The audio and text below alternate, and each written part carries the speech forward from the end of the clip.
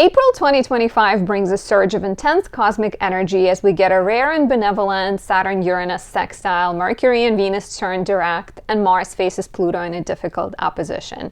With the sun shining brightly in Aries, you are encouraged to navigate the stormy forces of change with courage, independence, and action. Get ready for a month of high energy moments and transformative breakthroughs. Let's take a look.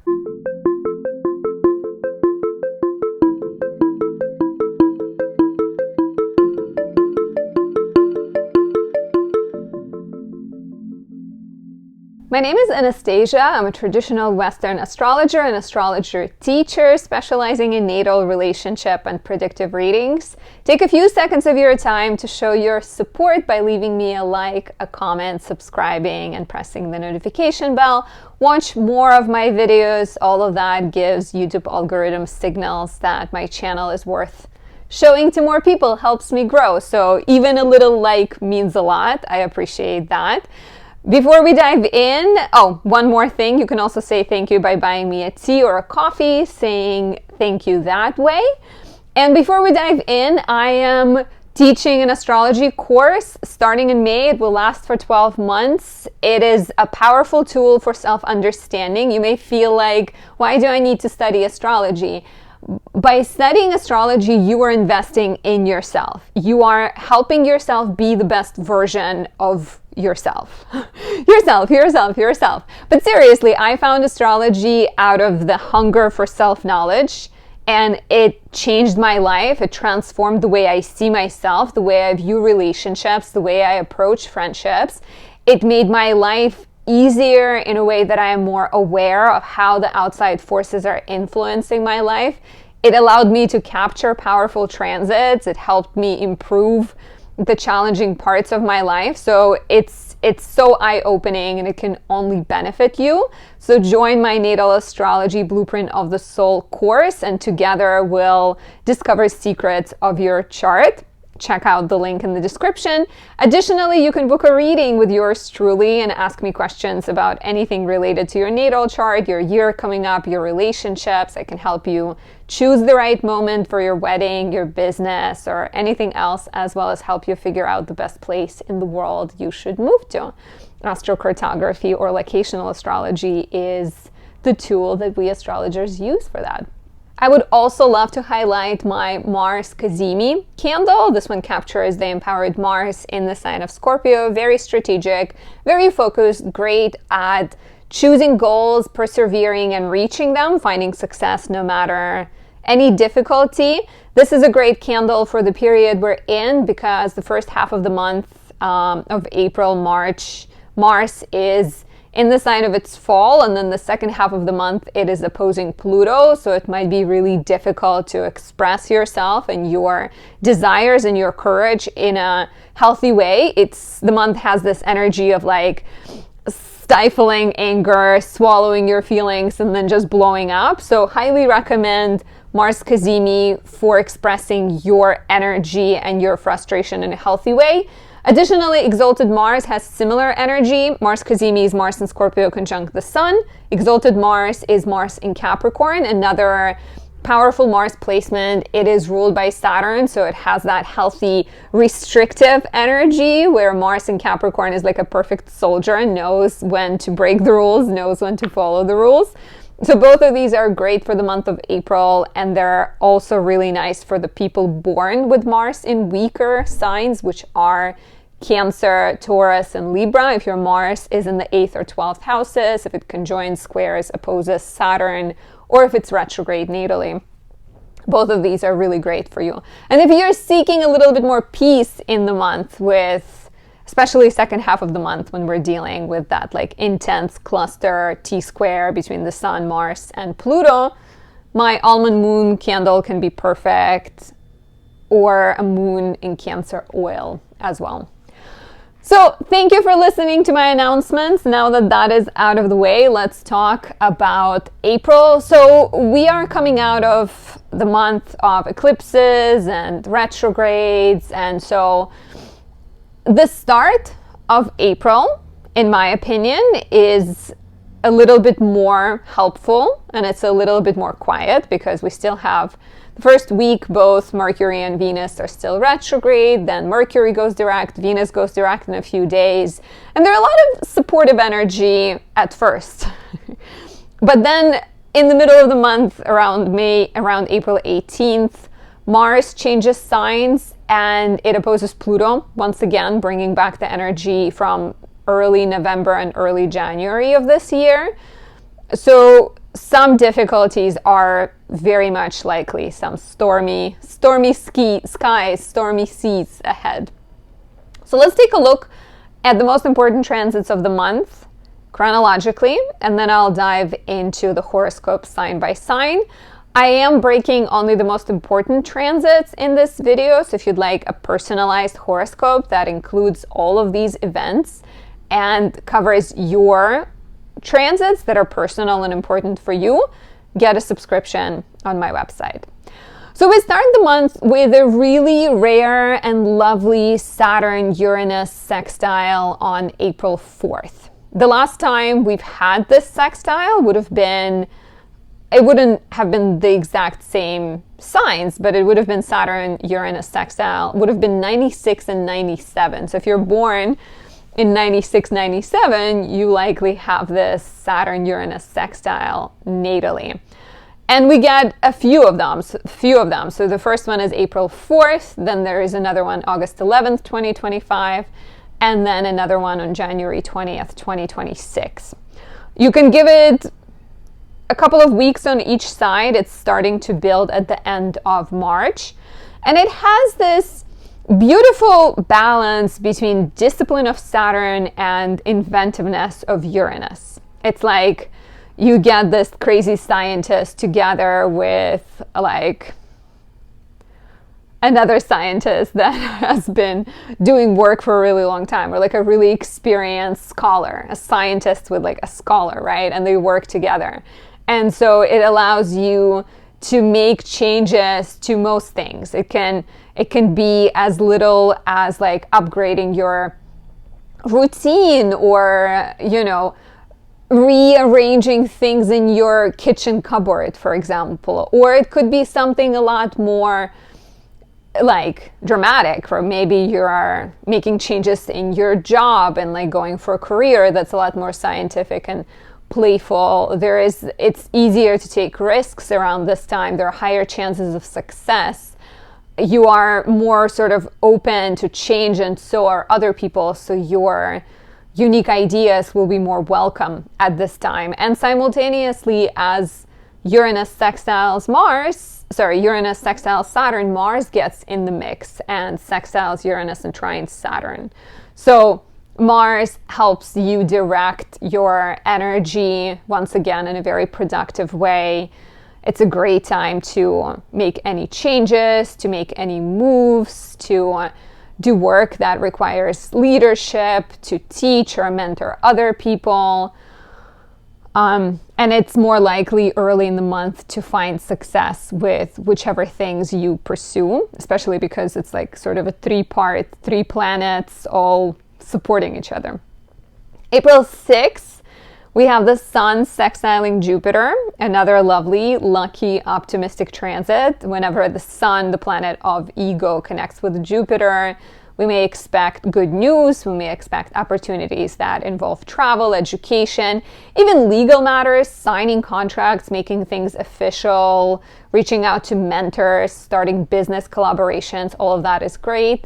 Same day, April 6th, Venus trines Mars. This is very romantic, very passionate, very creative. Even though Venus is retrograde, she gets supported by Mars. You may feel very emotional, sensitive, soulful, and connected to people in your life, especially romantic or creative partners. April 7th is the second of the 3 Venus-Saturn conjunctions. So this is interesting. We've had Venus-Saturn conjunction on January 18th. So if you keep track of things, take a look back at the middle of January. And we're going to have one more conjunction of Venus and Saturn on April 24th. So January 18th, April 7th, April 24th. Venus conjunct Saturn is a serious energy, and it could be very constructive and very productive. Venus together with Saturn could be great for like upholstering an old couch, upholstering or redecorating, or mastering a skill, you know, dealing with like antiques or vintage clothes. Like Saturn brings that sort of old quality to it, or antique quality, and Venus creates beauty. It can also be the time of major commitment in relationships. Maybe because it's a 3-part story and Venus is still retrograde on April 7th, maybe whatever got started or whatever conversations about commitment or creative projects you've been exploring in January, on April 7th, you're maybe reviewing it. Let's say you're getting married, right? And in January, you like applied for a wedding license or marriage license. And then in early April, you realize that there's like a document that's missing that you need to submit, or some change with the location. So you're sort of having serious thoughts. And then April 24th, which is this third and last conjunction of Venus and Saturn this year. And that could be the time of like true commitment. However, if the relationship is struggling, Venus conjunct Saturn might just be the final sort of nail in the coffin of the relationship. And it could bring a sense of like sobriety and letting things go, and maybe relationship tests, loneliness, melancholy. But keep in mind that April 7th, and then it repeats on April 24th. So there is like a correlation between those two. Mercury stations direct on April 7th as well at 26 degrees, 49 minutes Pisces, will be in its shadow until April 26th. So you're maybe, you know, sort of reviewing the events of the retrograde. Things that you've been working on in March are coming back for another review. But Mercury going direct is always good news. It suggests that we are dealing with less confusion, miscommunications, technical issues, packages being misdelivered. April 8th, Venus sextiles Uranus. She did this as well on January 26th. She will sextile Uranus again on April 20th. So Venus in a sextile to Uranus suggests that there are opportunities to innovate romantically, creatively, in your beauty routine, in all of your alliances and all of your collaborations. There is this gentle kind of fresh energy that encourages you to rethink and maybe bring some new suggestions, new ideas, because Venus is retrograde still on April 8th. So it's like as you are reviewing relationships, creative projects, beauty routines, style, etc., Uranus is like, what about this? On April 12th, we get the full moon in Libra, 23 degrees, 19 minutes Libra, especially important if you have planets between 20 and 26 degrees. Cardinal signs, Libra, Aries, Cancer and Capricorn. This will affect you more. It does does wrap up the chapter that got started in your life in early October when we had a solar eclipse in Libra. So it might be worth reflecting on what was happening, especially in the sector of relationships and partnerships and collaborations. There is an opposition to Chiron in Aries and a square to Mars in Cancer. So there's a little bit of friction and a strong need to find balance and honesty in relationships and not swallow your feelings, but instead express it. What's kind of supportive, I think, is the fact that Venus is stationing direct at the time of this full moon.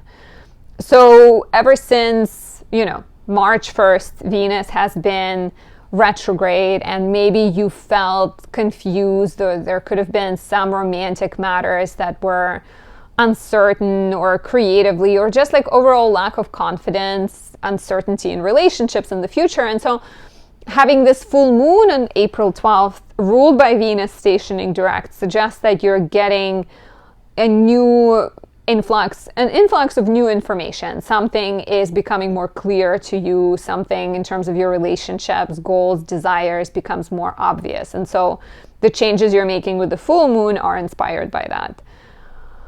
Venus goes direct at 24 degrees 37 minutes Pisces, and it will be in her shadow until May 15th. So Venus being in her shadow suggests that the events of February and March will be getting their final resolution of sorts. April 16th, Mercury enters Aries. So Mercury comes back to Aries. Will be here until, I don't know why I didn't say this, May 10th. So April 16th, May 10th. Mercury in Aries, now direct, right, is very blunt, very outspoken, very courageous with what we're talking about. So you become more, especially after all the rethinking you've been doing, maybe you haven't expressed yourself as openly with Mercury being retrograde, but now you're like brutally honest and your words are getting to the core of the matter. You're sort of just saying it as is. April 17th, Mercury conjoins Neptune, first time in Aries, right, since the 1800s, because Neptune just entered Aries, so Mercury is coming together with Neptune. And this one could be very inspiring, but it's like, you know, it's Mercury sort of gives voice to Neptune in Aries, and Neptune in Aries is a brand new energy to us. It's the energy that encourages action and heroes and athleticism and courage. And so Mercury conjunct Neptune can bring these like passionate conversations about the goals and the future. It could inspire you to do something spiritual but like active, like go on a hike and then meditate at the top of a mountain or something like that. At the same time, it might suggest that you're skipping over the important details. So watch out that in your search for excitement, you don't forget the important details too. April 18th, Mars enters Leo. This is a big shift of the month. This is one of the bigger ones. So we've had Mars in Cancer, right, since January 6th. It went direct in February. It was in Cancer all month in March, and now it enters Leo. And so for a while, we've been in this place of deep feelings, and we've had our feelings dictate our actions. We've been very sort of emotional, and maybe we've avoided conflict, and we've sort of, you know, maybe we've been a bit more self-protective and we didn't take action in the most direct way, or we weren't sure how to go about things. So Mars coming into Leo, and what's interesting, it like immediately trines Neptune the next day, right? Because Neptune just entered Aries. So Mars entering Leo, it is a powerful, energetic shift. Mars in Leo wants recognition. It is not afraid to put on a show. It's not afraid to roar. It's not afraid to speak up, right? We get this like fiery conglomerate of things. There's Mercury in Aries, there's Neptune in Aries, there's now Mars in Leo. Mars kind of aggravates that Neptunian energy. We need a hero. We need a hero collectively. We need a hero personally. We need to take a stand for something. I just recently went to an event for International Women's Day organized by Diane von Furstenberg and YouTube and Chase Bank. And there was a woman there who was one of the female activists during the war in Liberia in Africa. And she was saying how the issue of our times is that all of the fighting is going on social media, right? Like most of the fighting and expression of feelings is happening from the comfort of our homes. And there's like not, people on some level don't want to sort of like, they dislike the situation, but they don't dislike it enough to actually like go and take action. And so that's interesting with like where we are, where we find ourselves in the socio-political climate. With like Mars entering Leo, I can see this as like people roaring and, you know, some kind of like demonstrations or louder sort of self-expression. And potentially even more focused on getting inspired. Like it's a major shift we're going through. For a while, at the end, even like the end of 2024, the beginning of 2025, we've had Neptune in Pisces, Mars in Cancer, very like sensitive and dreamy. And Mars in Cancer doesn't go direct. It's like a crab, you know, it like moves sort of sideways, back and forward on the beach. So now with Mars entering Leo, we have like strong desires. However, it's not all rosy. So before we get to the not so rosy part, on April 19th, the Sun enters Taurus. We'll be here until May 20th. The Sun in Taurus is slow and steady and likes to enjoy pleasures of life, like naps and delicious food and massages and beauty and nature. It wants to be productive. It's methodical in its actions. Mars trines Neptune, like I mentioned, on April 19th. On April 20th, Venus sextiles Uranus, which is the same transit from April 8th. Opportunities to innovate your relationships, your creative projects, your style, and your beauty routines. Mercury sextiles Pluto on April 20th.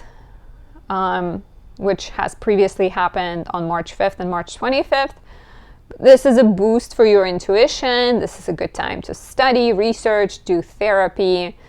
You may experience more pioneering thoughts, more ability to read people, better sort of sense of when to take risks, when to step away. And this is when things begin to get complicated. So on April 20th as well, we get the Sun squaring Mars. So the Sun in Taurus, slow, steady, wins the race. Sensuality, you know, material gains against Mars in Leo that is like, no, I want this. I know what I want and I'm going to speak about it and I'm not going to be afraid of stirring drama. So Sun squares Mars on April 20th and some feelings will be hurt. Some drama will happen, right?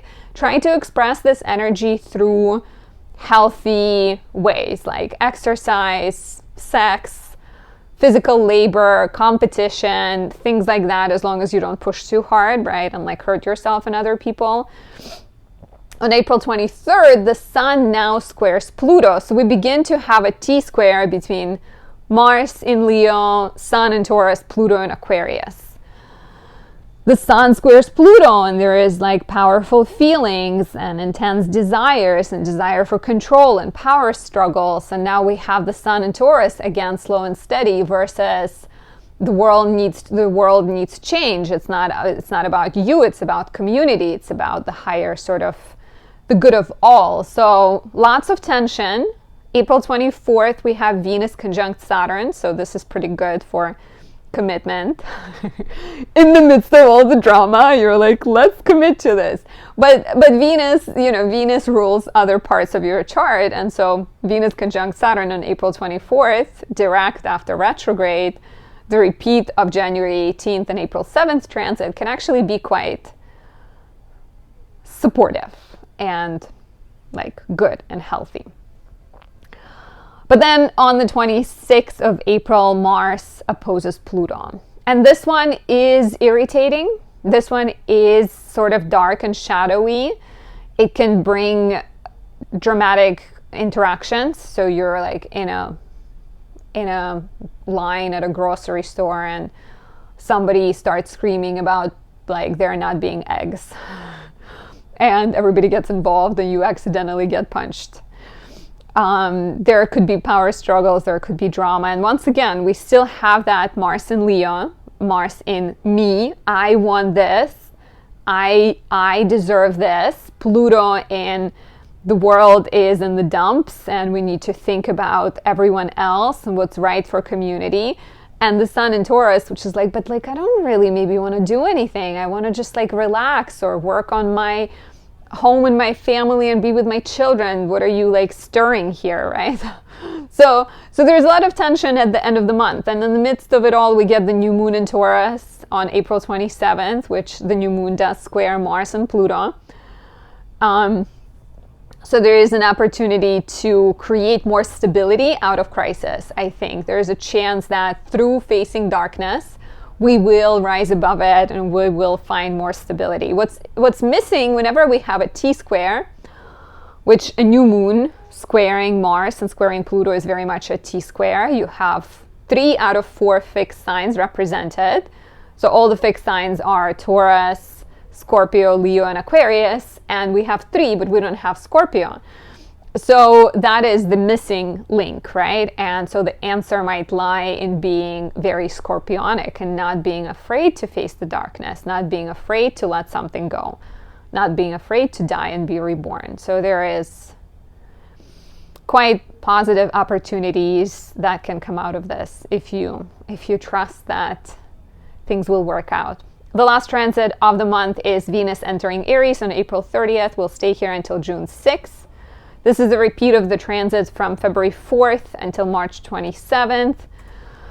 Venus is in her detriment in Aries, and so she's really good at standing up for people. She's good at cheerleading. She's good at encouraging women, but sometimes there may be danger of choosing partners that are dramatic and, exciting but not very stable. There's a danger of preferring chase over conquest, getting bored and sort of jumping from one person to another, one relationship to another, and being maybe at times too blunt, too independent, too sort of like, my way is right and your way is wrong, the end of conversation. So be careful there. These are the main events of the month. I am also putting out an April election report. If you want to know the best windows of opportunity and you want to maximize your month, check it out on my website in the shop section, either candle shop or print shop. And before we start talking about horoscopes, sign up for my course, join us on the journey towards self-understanding and make an investment into your future. My lovely Aries rising. So in March, Mars has spent all of the month in Cancer, and it stays in Cancer until April 18th. So your chart ruler has been raising a lot of questions around home, family, living situation, comfort, and security. And in the beginning of March, in the beginning of April, I'm still in March in my head. In the beginning of April, it's still in Cancer, still moving forward and actually making supportive aspects to Saturn in your 12th house and sextiles Uranus in the 2nd. Saturn and Uranus connect from your 12th and 2nd houses. So there is potentially some exciting developments on few fronts, right? There may be opportunity to kind of innovate your life, innovate your living situation and move. That might involve relocating, that might involve updating your property and moving to a different place, because we have the house of home, living situation, family, comfort, security, the house of foreign lands and sort of faraway places, and the house of money and values. And so somehow your values are getting aligned to maybe new things. This can also encourage you to tap into what makes you feel comfortable. And for some of you, it will require some change. It may require you to set some boundaries, or it may require you to connect with your spiritual calling and spiritual passion. A lot of action in your 12th house was, last month we had that as well. And this month, as at the start of the month, Mercury and Venus are still retrograding at this point in your 12th house, but they began the retrograde in the 1st, shifted into the 12th. So you've been asking a lot of questions, right? You've been feeling a little bit uncertain and maybe debating what your goals are, what your best career might be, where you feel most like yourself. And so as the retrogrades continue and finish eventually on April 7th for Mercury, April 12th for Venus, you get answers in the 12th house. So again, I'm sort of thinking that the changes that you're making to your life may require you to move. They may require you to let go of something self-defeating, self-doubt, right? Like, what is stopping you from living your best life? Most of the times, it is you, right? I'm looking at myself here too as someone with 3 planets in the 12th house. But like, you know, the retrograde could have brought a lot of these important questions about like, who am I? Who do I want to be? What is kind of stopping me? There's also that sense of your life being connected to 12th house topics. Those are therapy, those are yoga, those are spirituality, those are rest.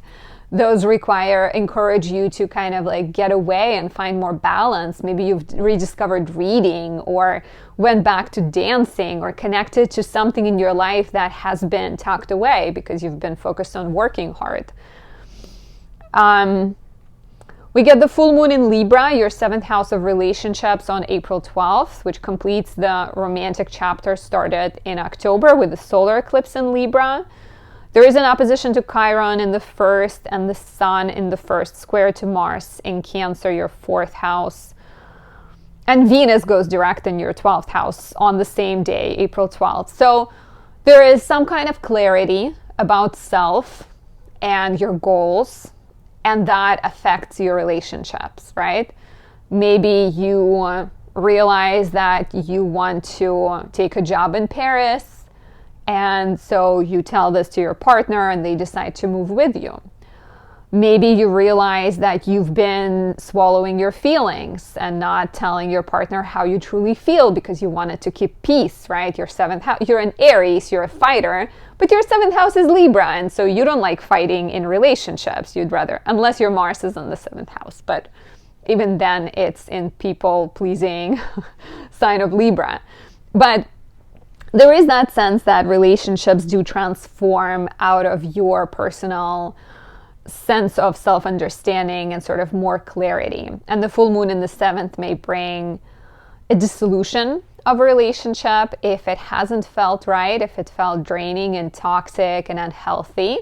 And just as well, it can bring a solidification of a relationship, engagement, marriage, moving in together, having a child, starting a business with a business partner. Opportunities are pretty endless. The Sun is in Aries, so is Mercury, so is Venus. So the Sun is in Aries until April 19th, Mercury from April 16th, and Venus from April 30th. So the Sun being in your 1st house does give you a lot more sort of light and energy, and that is pretty exciting. Neptune has just entered Aries as well, which is a major, major shift. So how are you feeling? Are you feeling it or not yet? Are there new goals, new dreams? Are there opportunities for you to become a hero, for you to become more in charge? All of that is very Neptunian. In the 2nd half of the month, things get a bit more complicated and interesting. Mars enters Leo. Your chart ruler goes away from the sign of its fall in the 4th house, where maybe you dealt with a lot of home family matters. Maybe you felt a little bit insecure. Maybe you felt frustrated about some situation with your family but couldn't quite express it. It now goes into Leo, your 5th house, and it gives you more energy. It encourages you to follow your passions. It maybe even encourages you to go on dates and to be more active in putting yourself out there. It maybe calls you to be more playful or play more with your children. So that could be quite exciting. It could bring back the energy from November, December. So you may want to reflect on that. As Mars enters Leo on April 18th, the Sun enters Taurus on April 19th. And the Sun in Taurus draws your attention to your finances. It will be here until May 20th. And it will encourage you to take financial action, to maybe set some money aside, pay your taxes if you haven't yet, consult financial advisors, be very slow and steady. And then we start to get this almost immediately between April 18th and 19th. So first, I'm excited. So first, with Mars being in your 5th house, it trines Neptune in your 1st, right? So at first, it's this I am a hero, I'm a warrior, I want to have fun, I want to like live life that is truthful and authentic. And then right after that, like a few days later, like at the end of the month, between April 20th and all the way, I would say like April 29th, maybe even April 30th, we get a T-square between the Sun in your second house, Mars in the fifth house, and Pluto in the 11th. And so some type of tension is suggested here between your desire to live life playfully and truthfully, between your dreams and maybe your community, or what you care about in the world or what is expected of you, and your finances and values. So there is some type of like tension between your personal goals, your resources available, and then other people. Maybe you feel like your friends are judging you, or you feel like there is just too much sort of darkness in the world that is not allowing you to enjoy everything that is good in your life. So we do get a new moon in Taurus, your second house, on April 27th, and it highlights this like intense energy, and it offers you an opportunity to, I think, figure out a good way to spend money, figure out your true priorities, and maybe sort of, let go of some debts or even some relationships that are toxic. Like if you think with Pluto in the 11th, if there is a friend that is taking advantage of you, that is sort of being like, manipulative or anything, the new moon in Taurus could be about creating stability by facing that friend, or maybe just sort of cutting a connection. And trying to find balance between your head and your heart with this new moon in Taurus. If you're looking for more, sign up for my Natal Astrology Blueprint of the Soul course. It begins in May, lasts for 12 weeks. And it's a powerful investment into yourself, your future, helping you find self-understanding, helping you become a better version of yourself. On my website, anastasiadoesastrology.com, you can also book a reading and ask me any questions you have. For the lovely Taurus rising, so in March, Mars has been in Cancer, your third house, and you maybe dealt with siblings, taken more short trips, maybe you've dealt with technology in your house, your scheduling, your like writing, exams and things like that. And in April, the first 18 days of the month, Mars is still in Cancer. Actually, like right in the beginning of the month, it also trines Saturn in your 11th and sextiles Uranus in the first. And the Saturn-Uranus trine that happens on April 4th, give it 10 days on each side, is a very, very rare aspect. The last time we had it was in the 90s, so a very long time ago. So Mars trines Saturn, Saturn sextile Uranus on April 4th. Saturn being in your 11th house of hopes and dreams, community, allies, and Uranus being in your first house of identity. It feels really big, right? And the fact that Mars is in the mix, and Mars also aspects this sextile, is even more significant, I think. I see this as a chance for you to connect with people, such as your friends, such as your supporters, such as your allies, even siblings, or neighbors, or like people in your community, and express your true gifts. Because the best thing you can do, right, is like to do the things you're good at to make the world a better place. You shouldn't be trying, you can, but it's better to like focus your efforts and prioritize things that make you happy and you're really good at, and like through them you can make things more bearable and tolerable for yourself and other people in this world. So I can see this as like exciting developments when it comes to writing, starting a business, becoming an influencer, blogger, journalist, even maybe going back to school or becoming a teacher. So early in the month, we have this kind of like interesting energy here. Mars also rules your 7th house of relationships and partnerships and business. So again, sort of like business and people coming together, you feeling supported in like very beautiful ways. Mercury finishes its retrograde on April 7th, and so does Venus on April 12th. in Pisces, your 11th house. So in March, we've had Mercury and Venus. They both went retrograde from your 12th into 11th houses.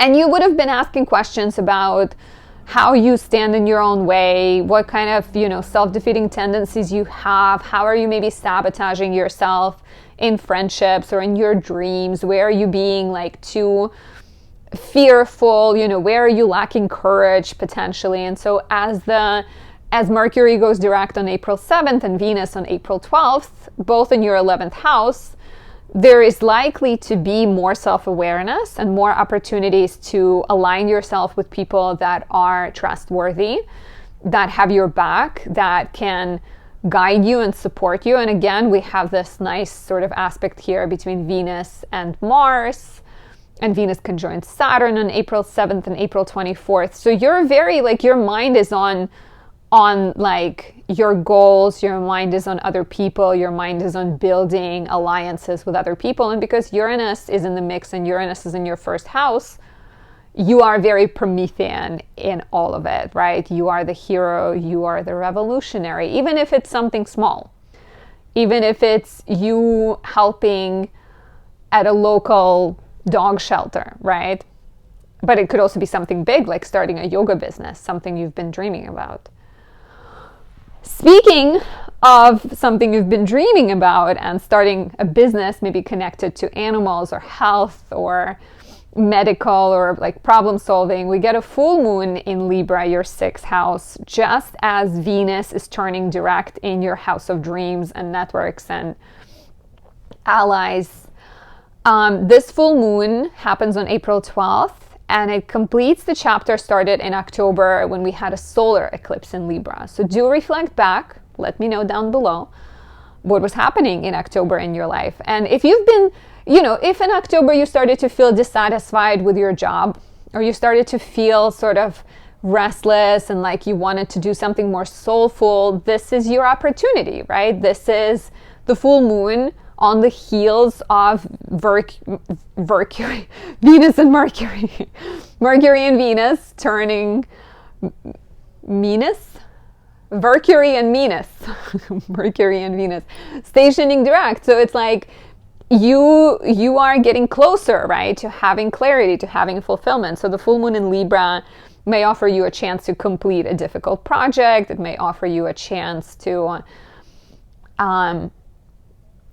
quit a job, maybe change your schedule, work a little less. There's a square to Mars in Cancer, your 3rd house, in opposition to Chiron. So yeah, there might be some tensions connected to even people you work with or scheduling. So this full moon does call you to make changes that create more balance and that open space for things you truly want to do. Let's not forget that Aries is hopping all month. Neptune has just entered here on March 30th. The Sun is in Aries until April 19th. Mercury is here from April 16th until May 10th. And Venus comes in on April 30th also. So with this busyness and with Neptune being here, right? Neptune brings brand new themes. But of course, we've also had North Node in Aries in the last couple of years, so it's not like you've never looked at this sector of your chart. But it is highlighting sort of a more subtle realm. It may be highlighting your desire for more freedom to do things you want, maybe more focused on spirituality, maybe more focused on imagination and writing and sort of creative pursuits, or even reading, being a book blogger, something like that. I think with Aries and the Sun and Neptune here, it's like you are becoming a fighter in a subtle realm, right? Whether that means you're healing old wounds or you're finding pursuits that are unconventional and choosing those, that will be up to you. And if you have something to share, I'm always happy to hear that. On April 18th, a major change happens. We have Mars entering Leo to stay here until June 17th, bringing back the energy from November and December, and Mars was in Leo last and stationed retrograde in December. A day after that, we have the Sun entering Taurus, your first house. So we begin from April 18th, there begins this interesting shift. We're going from very cardinal. I mean, it's still going to stay pretty like cardinal and action-oriented, action-packed. But now we're going into the fixed, right? Mars goes into Leo, your house of home and family, your house of comfort and security. Maybe stirs some necessary drama and lifts up some uncomfortable conversations so that relationships can transform. The Sun enters Taurus on April 19th and until May 20th, gives you more energy to assert yourself, to be more visible, to start personal projects. Brings focus to your health and your goals.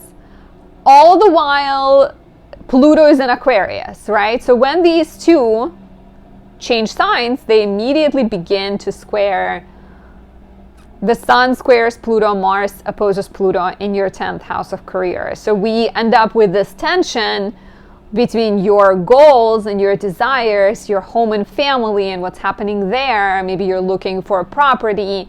Maybe you're helping family members. Maybe your sister needs your attention, and your career and your sort of passions connected to career. So there's a lot is on your plate, and some conflicts and some drama and some heated exchanges at work and with family members are quite likely.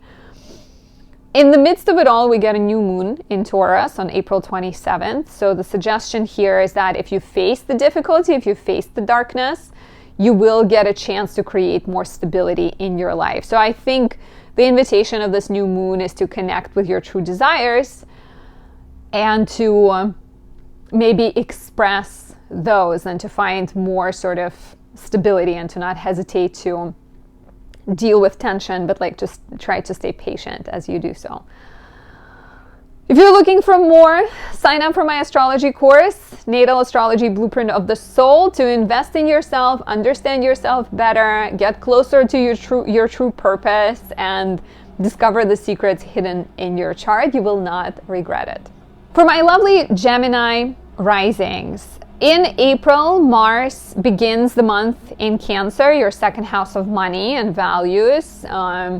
Mars has been retrograde and then direct since February in your third and second houses. So Mars being in Cancer early in the month does suggest that your focus is on your money, your focus is on your priorities. You're maybe paying off debts, you're maybe making sales, consulting financial advisors, filing your taxes, right? There's a lot of attention on the money. And early in the month, Mars will activate the Saturn Uranus sextile. Uranus is in your 12th, Saturn is in your 10th, Mars is in the 2nd. So you may be getting a bonus, you may be getting some kind of positive financial influx that creates more stability in your life, that maybe even allows you to make a change that you've been dreaming of and wishing for. There's also an opportunity with this Saturn-Uranus sextile, which is something that happens very rarely. Last time we had one was in 96, 97, I believe. There is an opportunity to change your career and like to move in the direction of something that is more aligned and more exciting for you, right? It's like Saturn in the 10th house. You've been asking a lot of professional questions. Uranus in the 12th maybe says that it's time to take a leap. It's time to let something go. And Mars in the second house of money could be a sign that there is some kind of support financially, in terms of resources, in terms of allies here. Mercury goes direct. Your chart ruler goes direct on April 7th in Pisces, your 10th house, and so does Venus on April 12th.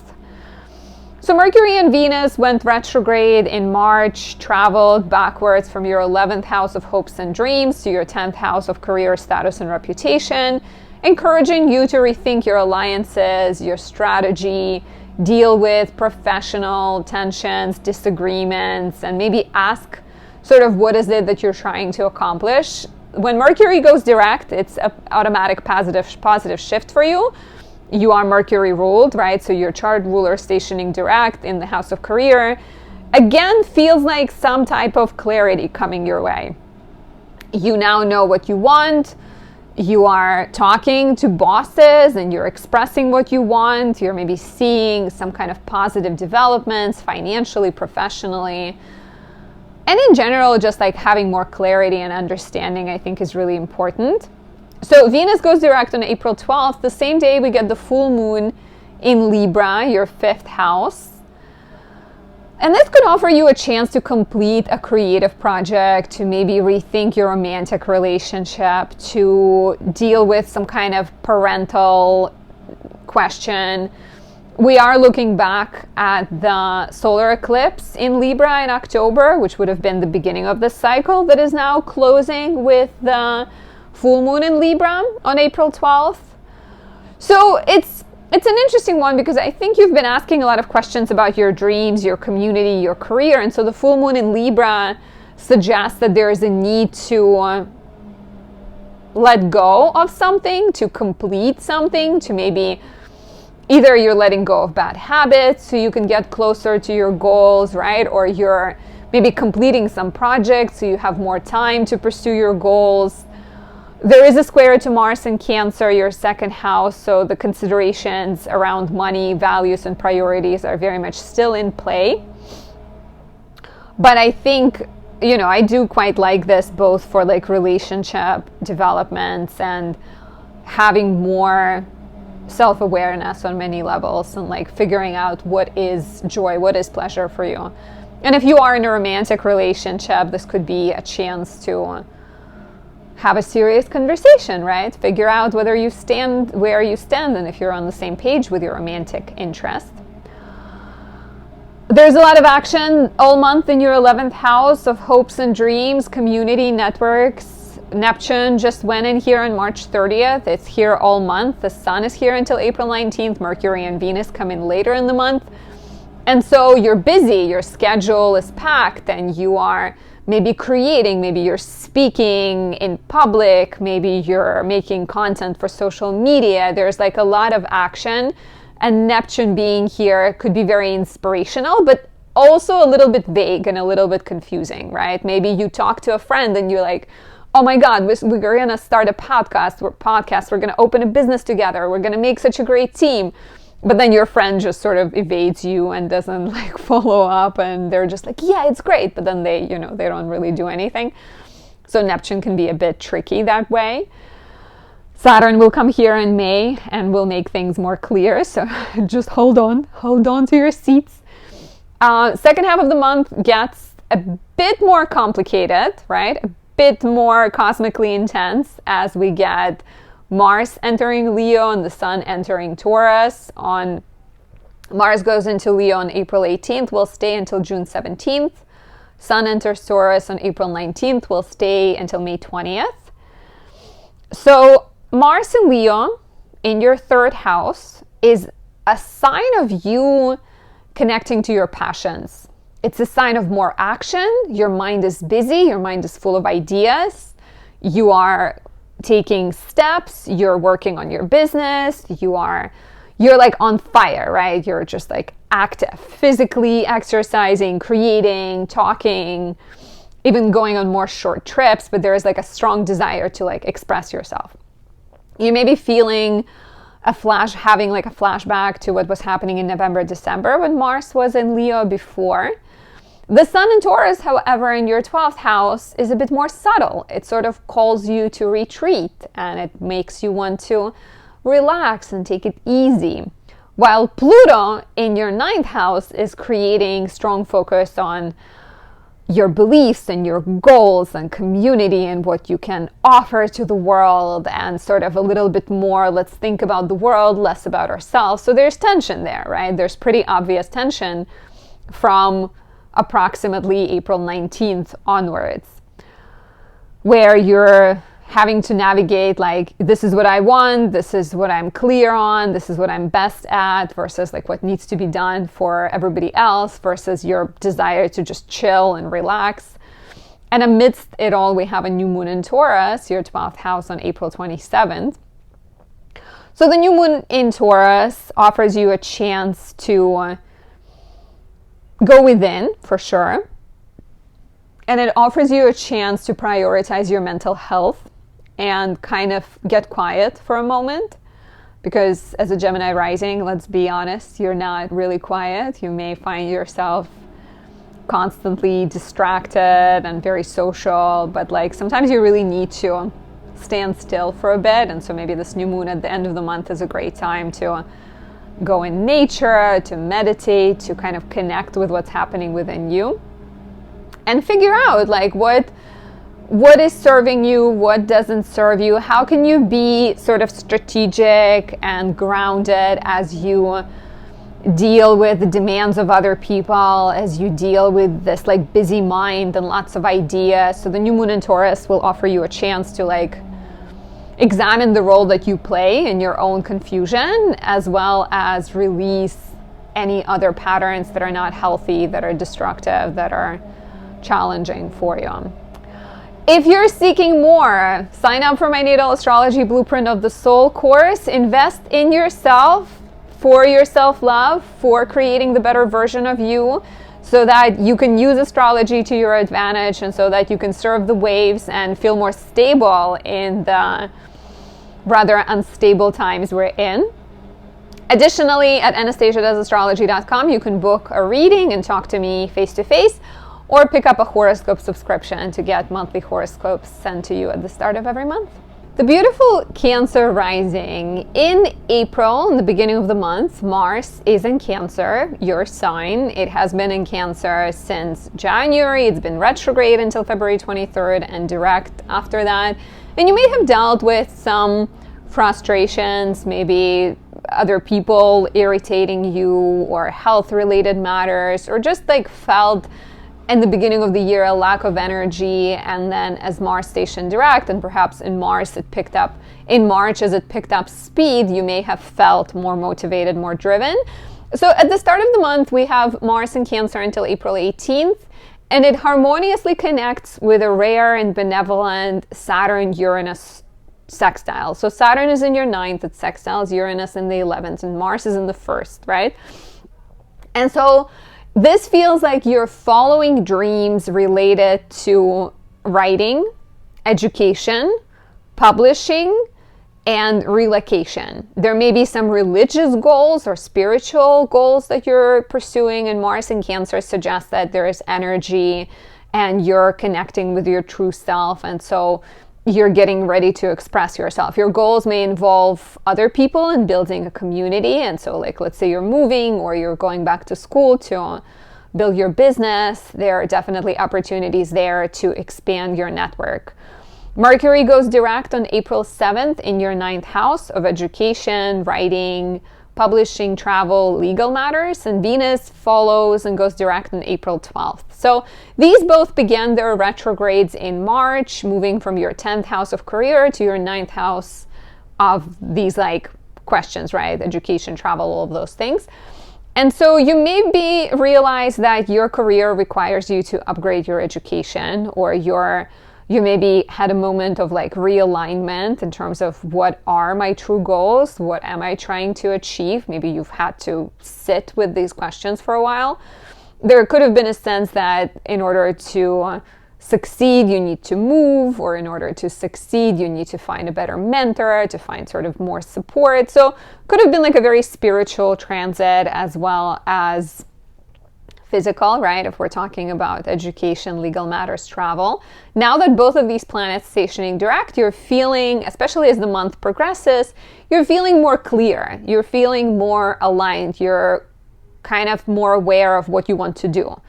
Legally, if you're dealing with a custody battle, or physically if you're planning to move, or educationally if you're thinking of going back to school, you might also be getting some answers, especially around April 7th, 8th, 20th, 24th, as Venus conjoins Saturn and sextiles Uranus. As all of this is going on, there's a full moon in your 4th house of home, family, and living situation. So are you moving? Are you transforming your dynamics with family members? Are you in a legal confrontation with your ex-spouse or something over custody of your child, right? Some type of development that highlights your house of like most intimate topics occurs on April 12th. I like that Venus stations direct and she's the ruler of this full moon. You may want to reflect on the solar eclipse in Libra we had in early October, which would have been an introduction of a problem, an introduction of a new place of living, an introduction of a new soulful pursuit as well.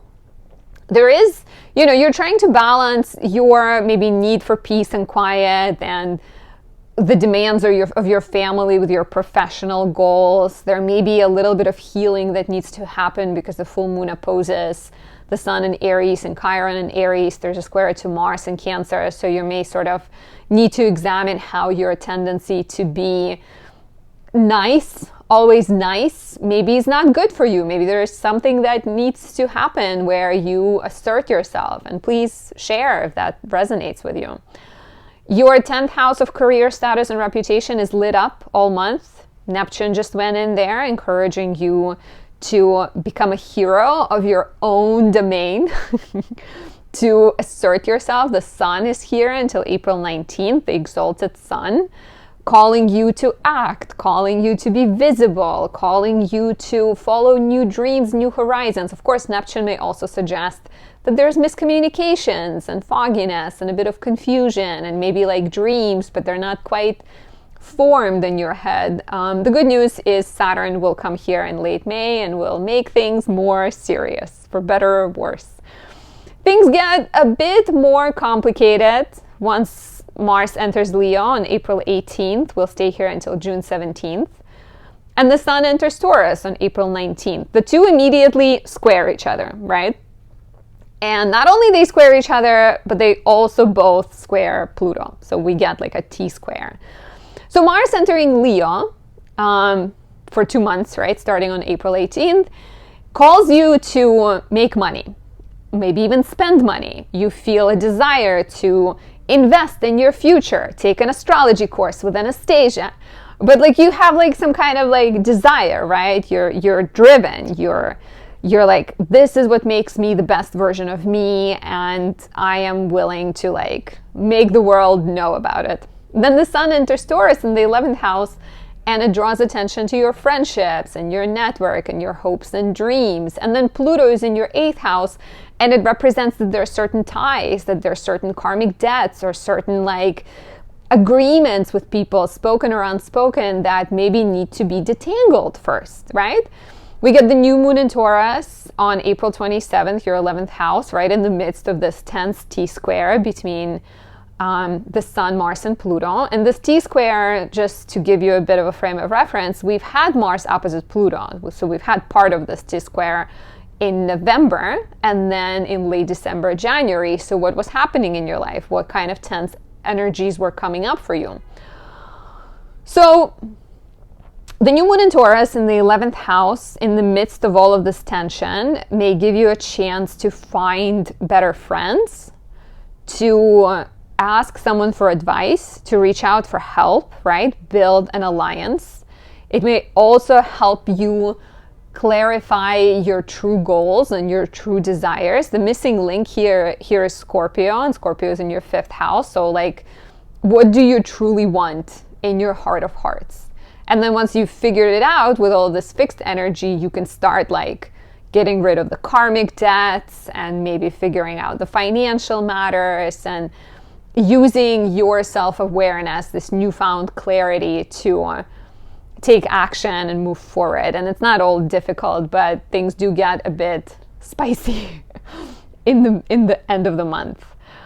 If you're looking for more, sign up for my Natal Astrology Blueprint of the Soul course, and together we will unravel the secrets of your chart and help you become the you were meant to be. If you're lacking direction in life, if you're feeling like things are happening to you, this course can help you become more self-aware and more of a hero. And you can also book a reading at anastasiadoesastrology.com. That's where the course is, and talk to me face-to-face or pick up a horoscope subscription. All of that is on my website.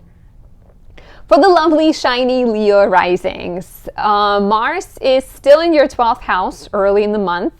We've dealt with the whole retrograde of Mars from December into February. It went from your 1st house of identity into the 12th house of spirituality, your hidden goals, your self-defeating tendencies. And so you're still unraveling all of this. You're still maybe feeling a bit more introspective, a bit more private. Maybe you're working on something in the privacy of your home, like writing a story, writing a novel, designing a website, just sort of doing things behind the scenes.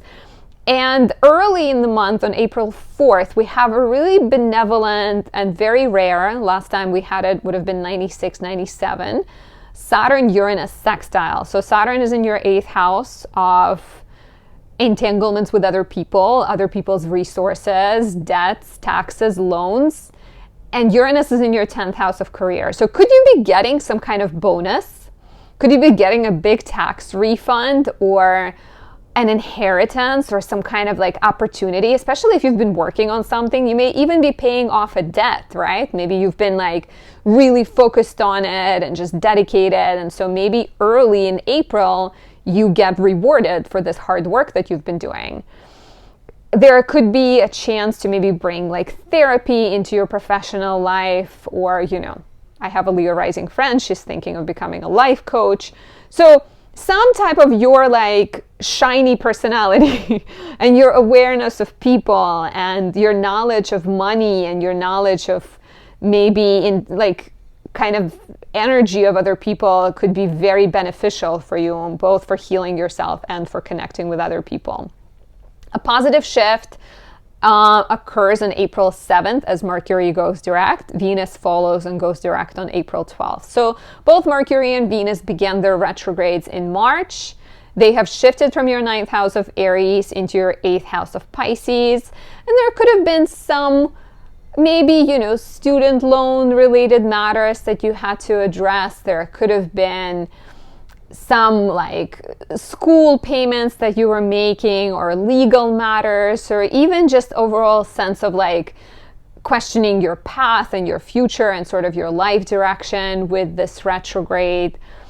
And now that both of them are stationing direct, you're getting more clarity, you're getting more answers, right? And they're stationing direct in your 8th house, which maybe suggests that in terms of like paying off debts, there is more clarity, and potentially in terms of like relationships with people where you're more aware of like which karmic connections are worth pursuing and which ones are not, which sort of, you know, what is fulfilling versus what is exhausting. And so both Mercury and Venus can help you talk about difficult topics, negotiate, figure out like better agreements with other people. As this is happening, Venus goes direct on the 12th of April. We also get the full moon in Libra, your 3rd house, on the 12th of April. And so this also feels like a need to talk about something. The full moon in Libra completes the chapter started with a solar eclipse in Libra on October 3rd. And there may be developments in the lives of siblings, in your relationships with siblings, developments in business and writing, in your schedule, some kind of interesting opportunity to, I guess, like declutter your relationships, declutter your world, and declutter your mind. So it could be quite positive and opportune, especially I think with the fact that Mercury has gone direct and Venus, the ruler of this full moon, is already direct. So there is like new revelations that you're having that leads to more honest conversations and perhaps better schedule, better relationships, better connections with siblings. There's a square to Mars in Cancer in the 12th house at the time of this full moon. So you're maybe dealing, you know, you're like probably realizing something about a connection that's been hidden for a while, or something about a person, or even something about yourself, how maybe you tend to approach things in a certain way, you know, like whatever is the sign on your 12th house, it's always like, you know, that sign can be a bit like self-destructive in our life. So maybe it's about like discovering a need to be more like emotionally aware, emotionally supportive of yourself and others, or realizing where you're being passive aggressive and you need to be more direct. Speaking of being direct, it's all like a nice river flowing from one thing to another. Neptune has just entered Aries, the most direct sign of the zodiac, on March 30th. The sun is in Aries until April 19th. It's in its house Joy. The sun loves being in the 9th house. Mercury and Venus also join. So there's a lot of attention currently on taking leaps and going on adventures and growing and learning. And Neptune being here is potentially very inspiring, but also maybe a little bit confusing, right? We're talking about inspiring. It urges you to travel. It urges you to write, maybe go back to school, maybe start teaching. There's like some excitement, but a bit of a lack of follow through or some confusion with you want to go to school, you email people, nobody gets back to you, and you kind of forget about it and you get inspired by something else. So you want to make sure you're not just like carelessly jumping from one branch to another, that you're actually narrowing it down a little bit. On April 18th, Mars enters Leo for the next 2 months, brings back the energy from November, December 2024. And this is the time when you are more assertive. You are coming out of hiding. You're maybe, if you've been working on this project behind the scenes, you're ready to present it to the world. If you've been healing, you're now ready to speak about it or roar about it. You are more willing to work out and to take action, defend and attack people potentially. We also get the sun in Taurus from April 19th until May 20th. This is your 10th house. So the sun is in the professional sector. It's calling you to take professional risks, be more visible, ask for more leadership opportunities, express yourself. We also get a new moon here on April 27th. So some professional opportunities are likely. However, it's not all easy. In fact, Mars ends up forming a T-square with the sun in your 10th house and Pluto in your 7th house. And so there may be some power struggles. There may be some tensions between what you want, what your partner wants, and what your career demands. So having like balance, right? Trying to figure out with the T-square releases, meaning the missing piece is Scorpio. So maybe there is a need to transform something. Maybe there's a need to address things. The new moon in Taurus really wants to create stability, but it doesn't have an easy sort of vibe to it. It does suggest that before you create stability, you will need to talk it out, address things, and sort of clear the air. I hope you have a great April. For more, visit anastasiadoesastrology.com and sign up for my Natal Astrology Blueprint of the Soul course. So together we can unravel the mysteries hidden in your chart, help you find more confidence, self-understanding, and become the version of yourself you were meant to be. On there, you can also book a reading or sign up for my monthly horoscopes to get guidance every month. For my lovely Virgo rising, so Mars is a big player this month. At the start of the month, it's in Cancer, your 11th house. It's been retrograde at the start of the year, went direct in February, and then spent all of March direct in your 11th house. So maybe there were some like friendship issues or problems with your network. So maybe some uncertainty connected to your dreams. And now that Mars is direct and it's moving at full speed, you are more proactive. You're maybe dealing with other people, you're maybe leading, you're maybe asserting yourself as a social worker, speaking for social issues, right? Cancer is a very like maternal sign, so you may be finding yourself like fighting battles of other people. Early in the month, we have a really lovely Saturn Uranus sextile. Last time this was going on would have been 96, 97 Saturn sextile Uranus. And Saturn is in your 7th, Uranus is in the 9th, and Mars is also aspecting both of those planets from your 11th. So this feels like building alliances and starting a business or starting a partnership, even signing a contract that maybe involves breakthroughs in the sector of education, travel, writing, publishing, legal matters. So some kind of a chance to like innovate and open up your life and maybe, you know, align yourself with people that are like-minded and people that are supportive and encouraging of you. So I really like the beginning of the month. Even more so, we have Mercury going direct on April 7th in your 7th house, and Venus goes direct on April 12th in your 7th house. So if you've dealt with any romantic confusion or any sort of, you know, disagreements, uncertainty when it comes to relationships and partnerships, and maybe, sorry, I'm like realizing that I'm sitting on my microphone cord. Hopefully it doesn't affect the audio. So any kind of, like renegotiation, maybe like addressing difficult topics around money. Like I feel like contracts, re-signing loans, maybe even dealing with like a new accountant or student loans or anything like that. Mercury, your chart ruler, going direct, and Venus going direct on April 12th should bring more answers, right? It's also very much supportive for like any discord in relationships that may have happened during the retrogrades in March and early April will now likely start to resolve. In fact, this month is really good for like committing to things, especially later in the month, because Venus will conjoin Saturn on April 7th while retrograde, so you're still doing some fine-tuning, and then direct on April 24th. So if you are sort of on the verge of like getting engaged or married or signing a business contract, starting a business partnership, you may see that coming through around April 24th, 3 days before, 3 days after. As Venus goes direct on April 12th in your 7th house, bringing relationship clarity, right? Making it easier to get along, negotiate, and connect with people, we get the full moon in Libra, your 2nd house, on April 12th as well. This full moon completes the chapter started on October 3rd with a solar eclipse in Libra, and it offers you a chance to get clear on your true values. It offers you a chance to pay off debts. It offers you a chance to ask for a raise or let go of a job that doesn't feel fulfilling and satisfying.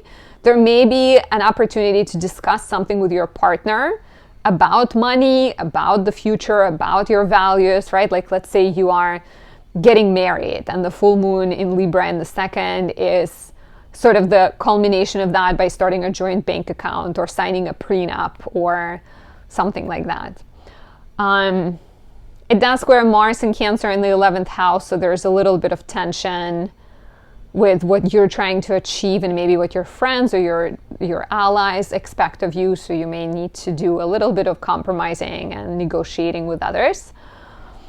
Your house of money, debts, loans, karmic agreements, and partnerships is active all month. We just had Neptune come here for the next few months on March 30th.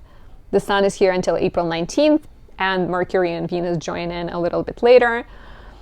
And so this suggests that, again, your mind is very much on your money, and it is very much on agreements with other people as you're starting new partnerships or you're getting out of the partnerships that are unhealthy, right? So changing your accountant, paying off a debt, refinancing your mortgage, getting a different insurance. Like there are a lot of opportunities as well. Maybe a chance to get a payment if you've been waiting for a payment, or pay off a debt. I feel like I've said that already. Neptune being here can encourage you to like explore spiritual topics, mysteries, sort of esoteric things. Come study astrology with me. It begins in May. On Anastasia.astrology.com, you can find more information. But yeah, like there's some kind of inspiration that has to do with healing and spirituality and maybe even new partnerships, new relationships. You do have to be careful because Neptune is very open energetically and financially, and so it can suggest that you're being a little bit reckless with your finances and maybe having really poor boundaries when it comes to money. So I'm probably going to say it many times in the next few years, but like with Neptune in the 8th house, do make sure that if you're getting married or if you're starting a business, that you have negotiated everything and you had someone look over it. And do not be afraid to sign a prenup if you have something to lose. Mars enters Leo, your 12th house, on April 18th, and for the next 2 months will encourage you to work in solitude, get away, maybe create something or work on spiritual healing. If you are a healer already, if you are a yoga teacher, it could be like a really busy time for you when you're going on retreats and traveling and things like that. It could bring back November, December 2024 energy when Mars was in Leo and then stationed retrograde in December. So do reflect on that. The sun enters Taurus on April 19th, your 9th house of education, travel, writing, publishing, legal matters. So once again, maybe there is some kind of opportunity to upgrade your knowledge, to get away, to go on a spiritual retreat. There's a new moon here on April 27th. So again, you know, you're becoming a teacher, you're learning something, you're going back to school, you're settling some kind of like legal situation. It's not all easy with this new moon in general. The moon in Taurus is exalted, so it's pretty good to have a new moon in Taurus. However, this new moon squares Mars, squares Pluto. So it creates tension between Mars in your 12th house, that desire for like, I want to do my own thing, I want to get away, and Pluto in the 6th, and maybe some kind of professional overload or your awareness. Maybe your like extreme sense of social justice gets triggered, right? And you find yourself being sort of drugged into conflicts with colleagues or some kind of drama that affects your mental health.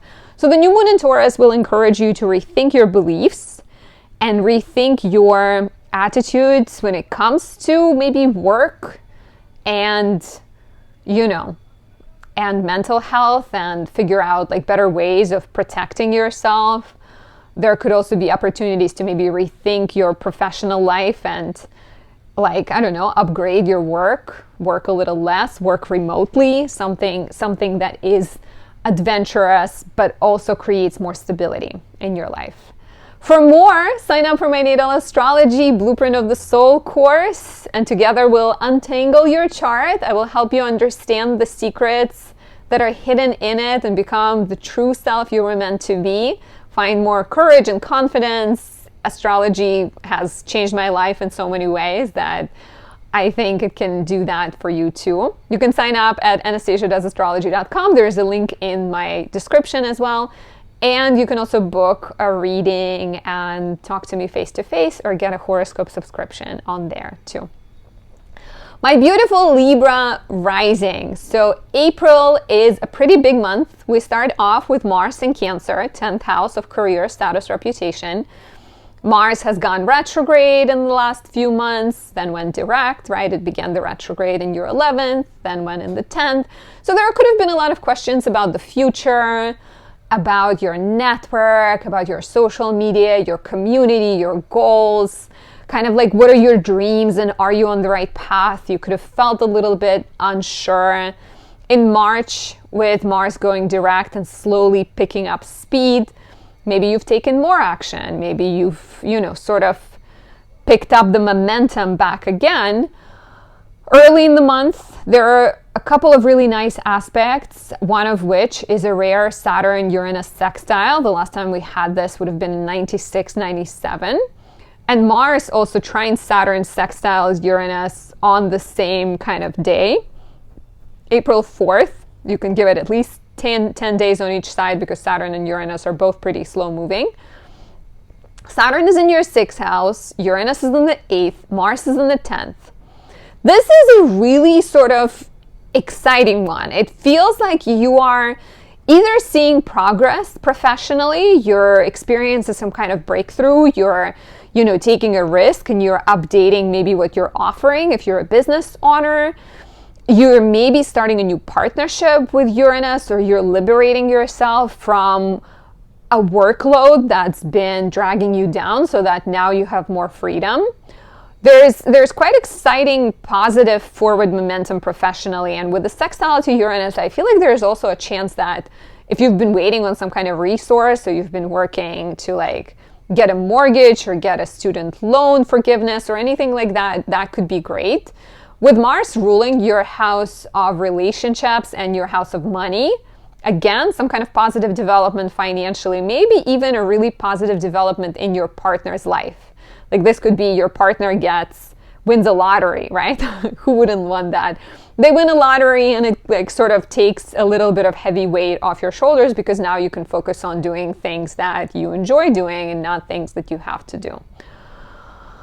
Mercury goes direct on April 7th, and Venus, your chart ruler, woohoo, goes direct on April 12th in Pisces, your 6th house. So in March, with Mercury and Venus both retrograde between your 7th and 6th houses, there could have been some adjustments in your relationship, right? Sometimes The retrograde from the 7th into the 6th may be the time you and your partner are sort of rethinking your schedule and who picks up the kids when. Maybe you've been, maybe you've moved in with your partner and there could have been like a lot of sort of heavy lifting, literally with boxes in order to get organized. There could have been some sort of renegotiating of the relationships and contracts and agreements and like a need to look at things in a practical light. Now that Mercury goes direct and Venus goes direct, you are getting more clarity. You may experience more ease in relationships, even more ease at work. On April 6th, Venus will trine Mars on the 10th. So it is about love, but it's also about like business marriages, right? And business connections, professional relationships. It could be your relationship with your nanny or your relationship with your accountant, your relationship with your boss or your business partner that will experience a bit of an ease as well. If you dealt with any medical matters in March, which I have as a Libra rising, and it was like so irritating because I would try to get in touch with the doctor's office and I would call them and they would be like, someone will call you back, and then they would call me back and they'd be like, another person needs to call you back, and then nobody would call me back, and they would call back again and they're like, we'll send another message. And then I just ended up being like, F this, I'll go to a different doctor. I don't want to deal with this. Just so irritating. Together with Mars being in Cancer, right? Venus retrograde, all of the drama. But yeah, so if any health issues have come up, there could be some answers, especially pay attention to like April 7th, 8th, April 20th, 24th, as Venus conjoins Saturn, sextiles Uranus. There could be like sort of positive rewards for the perseverance you've showed, and maybe new beginnings as well. We get a full moon in Libra, your sign, on April 12th, just as Venus is turning direct. So again, I'm sort of thinking of this as developments in health. Take a look back at the solar eclipse in Libra on October 3rd, because that would have been maybe a new beginning. Let's say you've gotten a colonoscopy and you were told that maybe you need to eat better, and so you committed to it, and around the full moon, you see the results, you feel sort of happy. It's always, the full moon is always a bit of a need to balance the two, right? The sun is in Aries, your house of relationships, and the moon is in Libra, your house of identity, but it's the sign of others. So you're very much trying to figure out how to have relationships that are fulfilling, but also independent. The full moon also squares Mars in Cancer. So like serious thoughts around the future and relationship and how your goals align with those of your partners. But I do like that Venus is turning direct on the same day. So I think through conversation, the healing can be found, or the answers can be found. A lot of action in your house of relationships and partnerships all month. Neptune just went in here on March 30th. The sun is in Aries until April 19th. Mercury and Venus come here later. So you're very other people focused. You're negotiating contracts, signing contracts, going on more dates, being more inspired. Neptune can introduce someone into your life who is like sparkly and magical. However, Neptune can be deceiving. So you really gotta be like grounded. Keep one foot on the ground. Don't let yourself don't let yourself flutter away. Stay grounded. Saturn will come here in late May and will show you what's up. Saturn will show you what's up. Mars makes a big shift and enters Leo on April 18th, your 11th house of community. Social media, networks, hopes, and dreams will be here for 2 months, reminding you of November, December potentially, but also encouraging more action, encouraging more leadership opportunities. You may find yourself fighting for the rights of people in your, let's say, I don't know, directors union or some other like actors guild, whatever it might be. You may be more active on social media. You may be getting into more fights on social media. Mars and Leo will be like, this is who I am. This is what I want. Look at me. I'm here. I have arrived. That is April 8th until June 17th. The Sun enters Taurus on April 19th, drawing your attention to debts, loans, finances, maybe more healing, more sort of like it's a dark house, so it could be a bit more private as you're dealing with relationship karma, starting new partnerships, letting go of partnerships.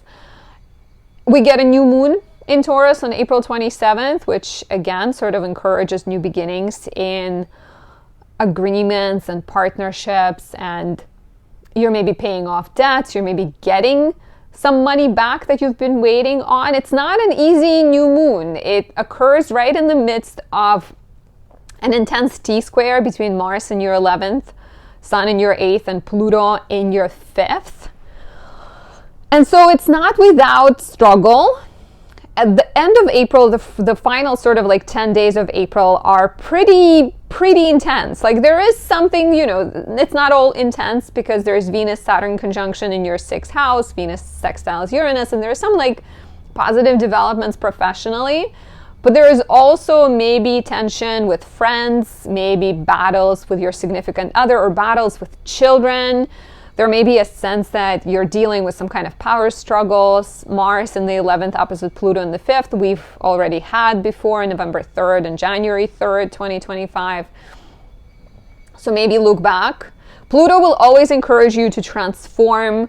The new moon in the 8th house will also suggest that sometimes you have to face difficulty so that you come out of it more stronger, and your life will be more stable. The missing link in this T-square is Scorpio in your 2nd house. So a chance to change your values, a chance to be more honest, a chance to let something die and welcome rebirth is suggested here. If you're seeking more astrology and life guidance, sign up for my Natal Astrology Blueprint of the Soul course. Together, we will dive into the depth of this ancient science and discover the truth about who you were meant to be, help you build more confidence, and discover things you maybe didn't know about yourself. Sign up at anastasiadoesastrology.com. Classes begin in May. You can follow along by watching recordings. And on my website, you can also book a reading, talk to me about your natal chart, your year coming up, and more. All of that is at anastasiadoesastrology.com. My beautiful Scorpio risings, with Mars, your chart ruler, in Cancer all month in the month of March, you were focusing on learning, traveling, maybe questioning some ideals and beliefs involving family, religion, philosophy, and things like that. We've had Mars being retrograde. Mars has gone retrograde in December, January, February, right? And there were a lot of questions around like the future maybe, and your career and your goals and what sort of drives and motivates you. And then in March, when Mars went direct, late February actually, but like you could have started taking action. Maybe you've signed up for some classes, or maybe you've like negotiated things with your bosses. Maybe you've traveled. You could have dealt with some like legal situations and other negotiations. In April, Mars is still in Cancer until the 18th, and early in the month it participates in a rare Saturn Uranus trine that occurs on April 4th, active 10 days before, 10 days after. So with Saturn in your 5th and Uranus in the 7th and Mars in the 9th, there are some exciting opportunities to make a romantic partnership official if you are getting engaged or getting married. There are potentially maybe some business opportunities where you can start a business that is creative or that deals with education, that offers people guidance, maybe some kind of travel business. The Saturn Uranus sextile on April 4th, we're going to get 2 more of those later this year and then in 2026. But the last time we had Saturn Uranus sextile would have been 96-97, so it's a pretty rare. And I like that Mars in the 9th house is trining Saturn, sextiling Uranus, so there is this suggestion that you are feeling empowered, you have sort of clarity and your eye on the prize. Mercury goes direct on April 7th and Venus follows on April 12th, both stationed direct in your 5th house. Venus rules your house of relationships, so if you were dealing with any romantic confusion or your partner was struggling with something, there's a chance that things will start to feel better. Both Mercury and Venus retrograded from your 6th into the 5th houses. So you could have been asking questions about like problem solving in your romantic relationship or addressing health concerns so that you could have more fun and pleasure and even better sex potentially. There could have been some like logistical matters that you needed to solve involving children. And so now that both of these planets are direct, you can experience more clarity, more forward momentum. Matters involving love, children, pleasure, even work should all improve. Health as well. As Venus goes direct on April 12th, we also get the full moon in Libra, your 12th house, ruled by this Venus stationing direct. So Venus is in her joy in the 5th house, so she stations direct in the house she rejoices in. And as you are discovering with this Venus what brings you pleasure and you're connecting with your heart, the full moon in Libra calls you to release any self-defeating tendencies, any self-doubt and fear that maybe is slowing you down. So the full moon on April 12th is a completion of the chapter started in October with the solar eclipse in Libra. So let me know if you remember what was happening in your life in October. There is a square to Mars in Cancer, your 9th house. So some self-defeating patterns that are maybe difficult for you to acknowledge, maybe out of the tendency to want to like get along and like, you know, as a Scorpio rising, you can be like really protective over people you love, very sort of driven. And so sometimes I feel like this full moon can offer you a chance to actually examine when you're being too stubborn and too sort of protective of people.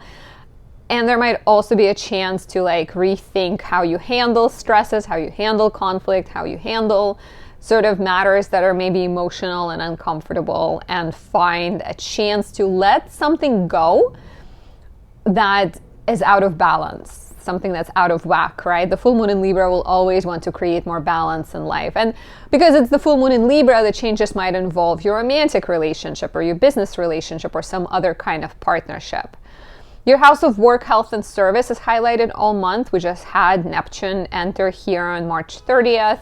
Neptune could be igniting you, inspiring you for a new mission, a new service-oriented task. You're learning how to be a nurse. You're learning more about diet, to become a nutritionist. You're just getting sort of inspired. The sun is here until April 19th, which is also a sign of you being active and problem solving and maybe working out more or getting sort of interested in altruistic pursuits, helping animals, volunteering, and yeah, like I said, learning about like maybe law or medicine or nutrition. From April 18th, things begin to get a bit more complicated. Mars enters Leo, your 10th house, to stay until June 17th, brings back some of November, December energy when Mars was in Leo previously. Mars in Leo is a very professionally driven time. There are strong beliefs. There is a desire to assert yourself professionally. You're more courageous. You are ready to be in the spotlight. You desire to show your best traits. You're sort of more aware that this is what I'm really good at. Let me show it to you. The sun also enters Taurus, drawing your attention to relationships. So between April 19th, May 20th, the sun is in the house of relationships, ruling this Mars in Leo. But the two are immediately kind of squaring off. And to make things even more complicated, Pluto in the 4th house also gets into the mix. So there's a new moon in Taurus on April 27th, and it picks up this signature, this sort of tense signature and tension between your professional aspirations, your home and family situation, and your relationships. And it encourages you to work through things in a very Scorpio way, because while we have 3 fixed signs, Scorpio is the missing sign. So by connecting with yourself and asking yourself what is truly important to you, you then go and deal with these tensions that arise in the family. Maybe you're navigating, maybe something's happening at work and your boss is depending on you, while there's a crisis at home and your mother really needs you.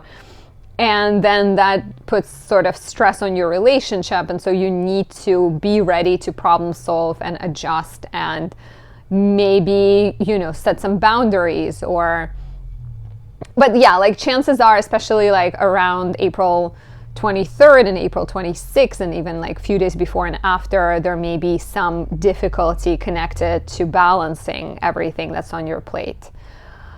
Let me know how this resonates. If you're seeking more, as I know you always do, Scorpio rising, sign up for my Natal Astrology Blueprint of the Soul course. It begins in May, lasts for 12 weeks.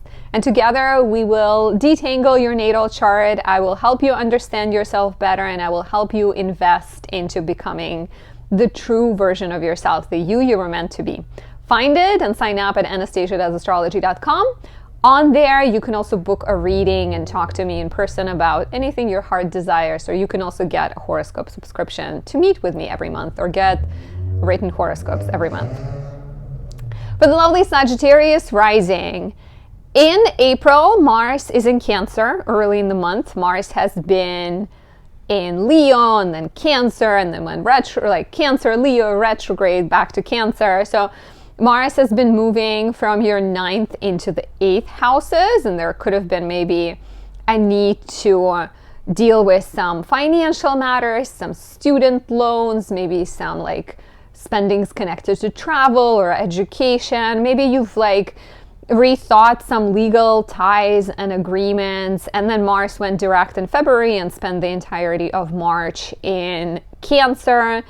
So you maybe felt like there's more forward momentum, right? Like you are healing the wounds, you are dealing with student loans, you're moving towards paying off a debt and letting go of some toxic agreement. You are maybe even getting married or joining forces with someone, starting partnerships. Early in the month, Mars gets harmoniously involved with a rare Saturn Uranus sextile. Last time we had Saturn sextiling Uranus would have been in 96, 97, so really long time ago. And Saturn is in your 4th, Uranus is in your 6th, Mars is in the 8th. So really good for any kind of like home, family, property matters. I could see this as a bonus that lets you pay off your mortgage. I could see this as some kind of benefit that your student loans get forgiven because of the kind of governmental work you've been doing. There could be breakthroughs and rewards professionally for sure. There could be even like better health or maybe more freedom professionally that results in better relationships and better situation with family, more comfort and security. This one is an exciting one this month.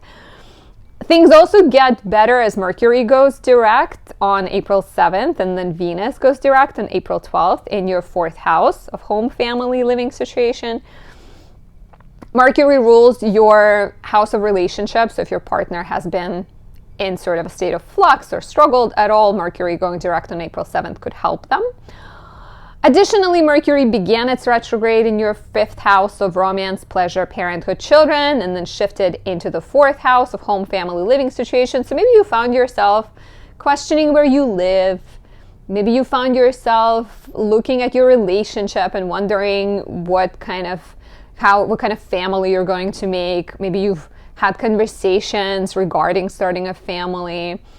Maybe you've rethought your living situation for sort of, add fun into it, create like a playroom or something. So now that Mercury and Venus are both direct, there is, there's more forward momentum if you've dealt with any like I said, romantic issues or family issues, or even like home improvement projects stalling.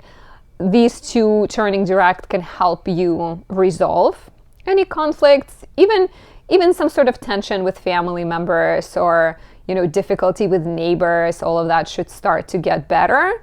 There might also be like sort of a clear sense of inner confidence and like inner self-knowledge, I think.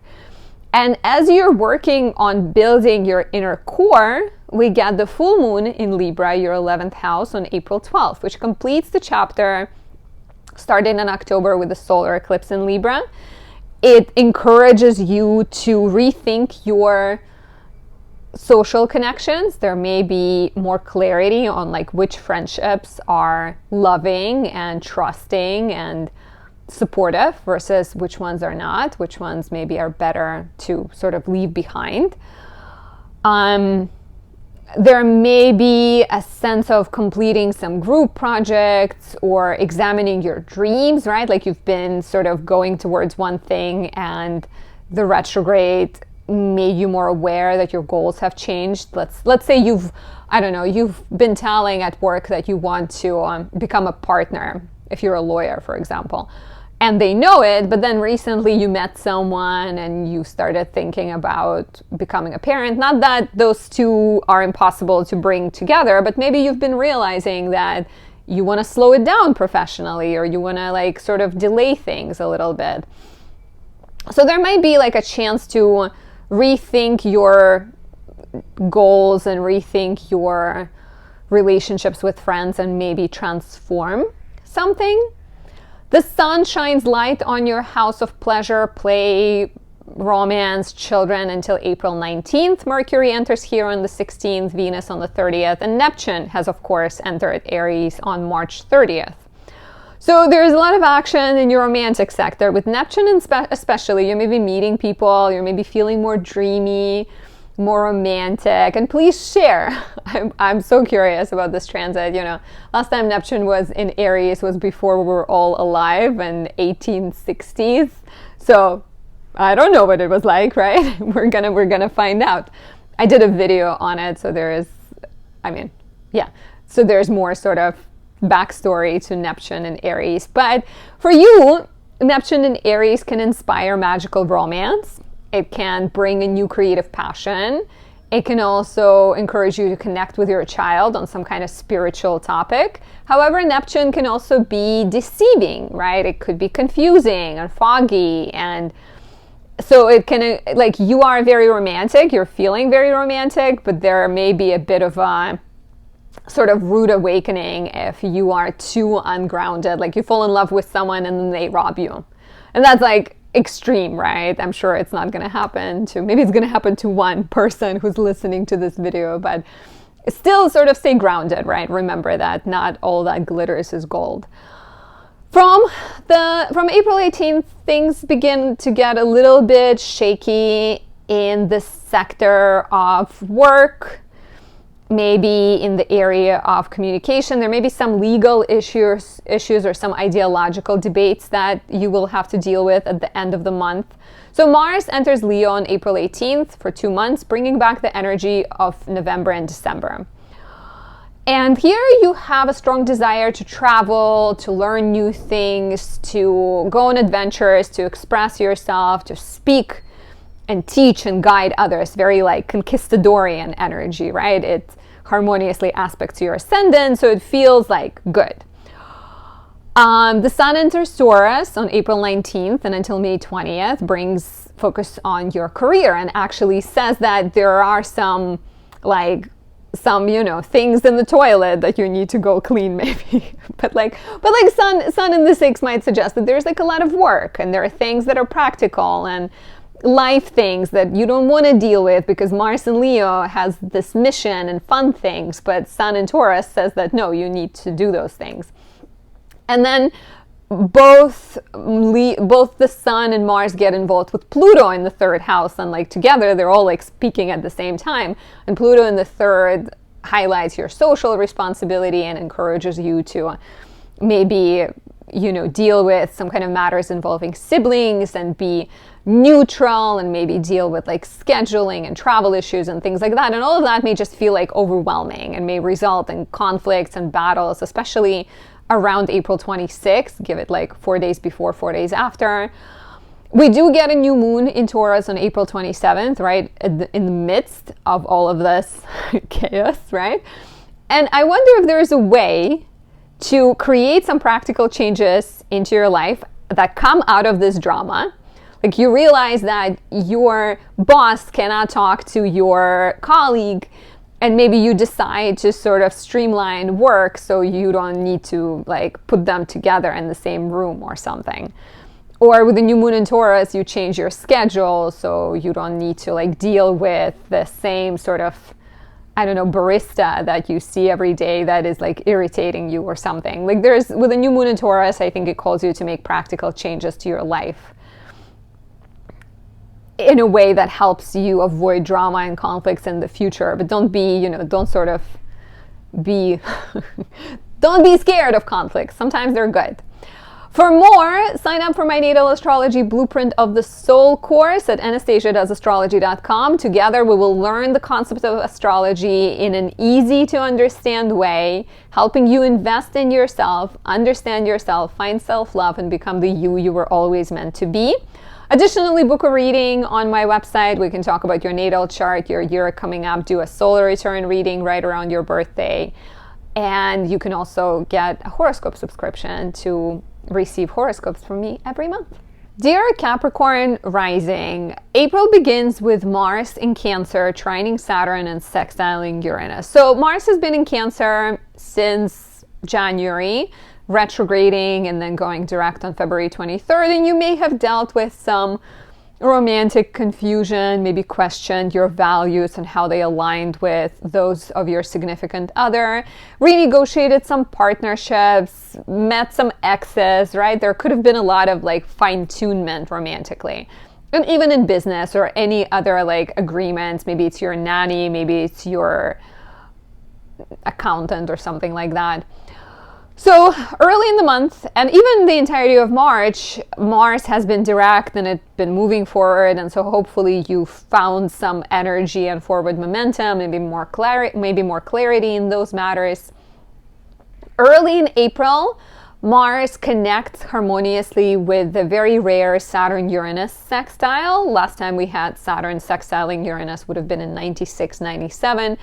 So Saturn currently in your 3rd house connects with Uranus in your 5th house, and Mars from the 7th is looking at it and sort of being like, yay. So here we have a really exciting opportunity to connect your knowledge, Saturn in the 3rd, your sort of structure, maybe your ideas, with the creative genius of Uranus in the 5th house. There's a chance to start a business. There's a chance to maybe make an app or do some kind of unique, new, express yourself in a very your own authentic way. And Mars and Cancer in the 7th also feels like maybe there is a partnership. Maybe there is someone in your life that can help you make things come true, right?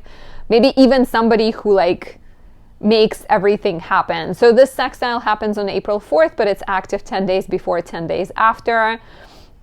Mercury goes direct on April 7th, and Venus also goes direct on April 12th in your 3rd house. So the retrograde began in your 4th house of home, family, and living situation in March, and then shifted into your 3rd house. And so maybe there were some home matters that you needed to deal with. Maybe you needed to reach out to your landlord so they fixed something, or you had to pay taxes on your property and you needed to figure out a payment plan.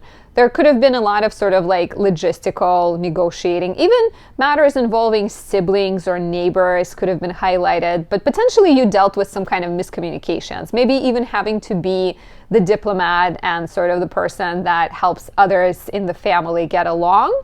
Now that Mercury goes direct and Venus follows, there's more clarity. There's likely, you get answers, you fix sort of technology that broke, you figure out how to tell your family members to get along without you, to conversate without you, converse without you.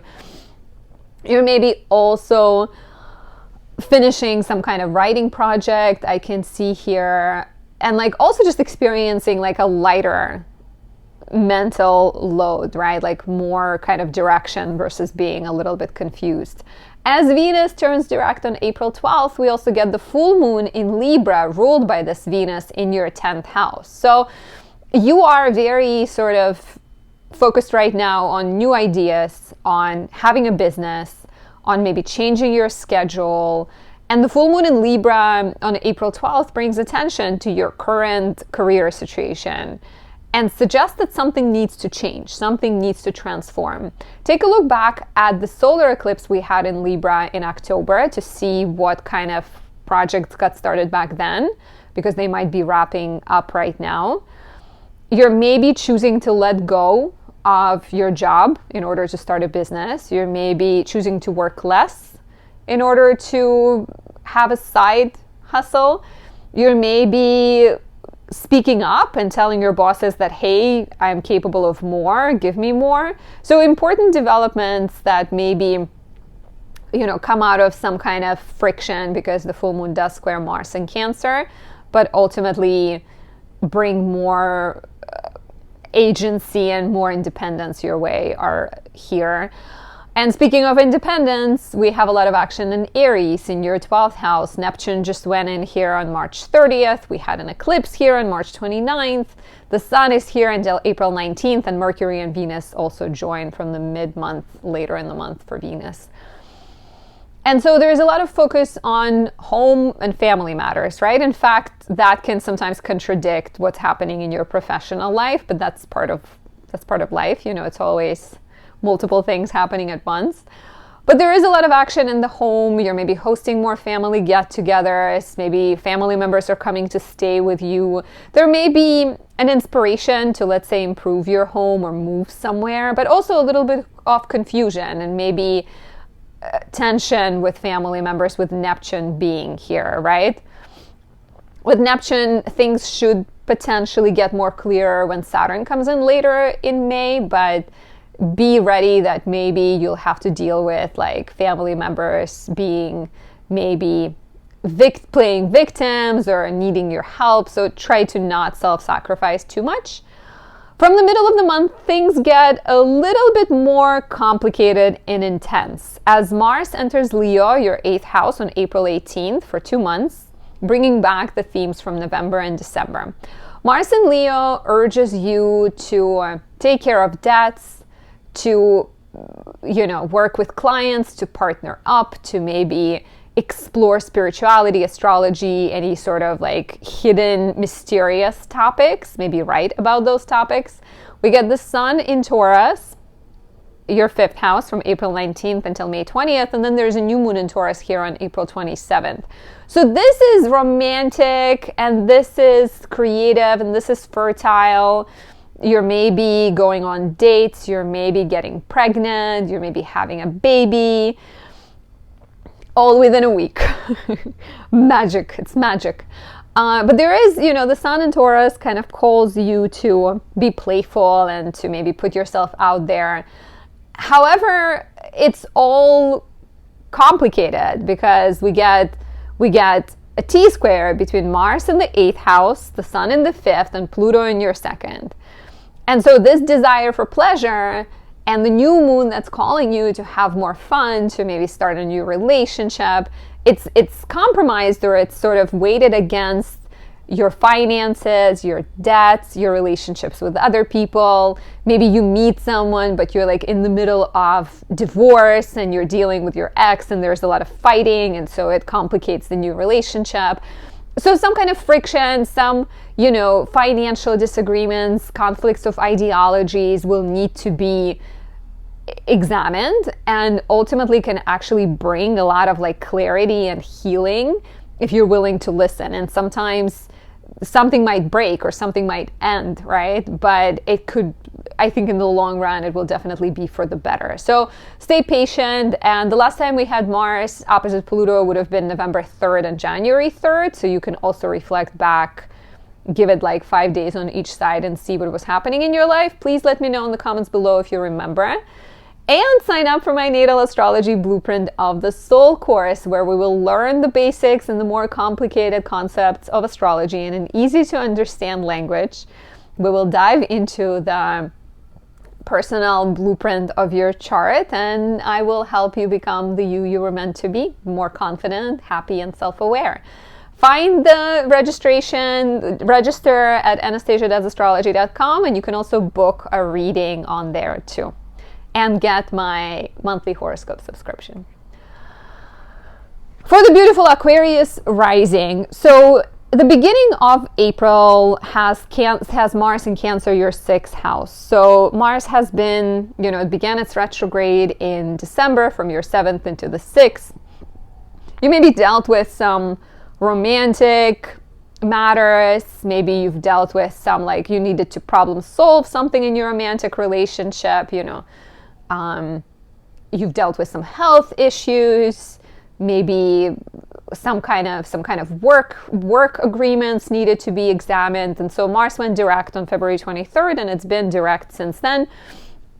And there could have been more forward momentum, right? Like things finally started moving. Maybe your relationships feel smoother. You're getting along with your colleagues. You have like a sense of purpose.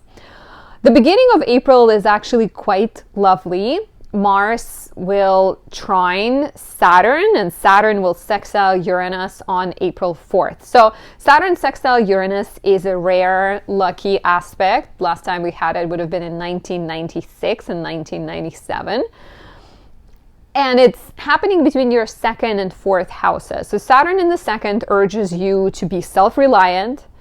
It urges you to have better financial protocols. It urges you to sort of rely on yourself more and be clear of what you want. And then the sextile to Uranus allows you to take this knowledge and apply it in the arena of home and family. So maybe you're setting better boundaries with a family. Maybe you're starting a family. Maybe you're buying property or investing into real estate. There is like an exciting alignment between seriousness and diligence and stability of Saturn with Uranian breakthroughs. You're maybe healing some issues in the family, and Mars being in Cancer in the sixth house, trining Saturn, sextiling Uranus is also very supportive, because Mars is like, okay, what can I do? How can I solve these problems? I know I have the energy. Of course, it's still in its fall until April 18th. That's why I recommend my Mars Kazemi candle, but it's still, it likes being in the sixth house. So if you trust yourself, if you direct your energy in constructive ways, it can be very helpful.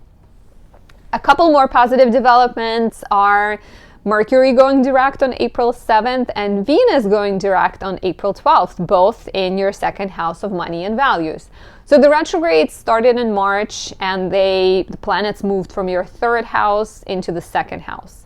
And so maybe you've been questioning how can you better use your knowledge to make more money. Maybe you've been rethinking your schedule. Maybe you've been renegotiating contracts and agreements. Maybe you've been thinking like, what do you want to study? What do you want to invest into?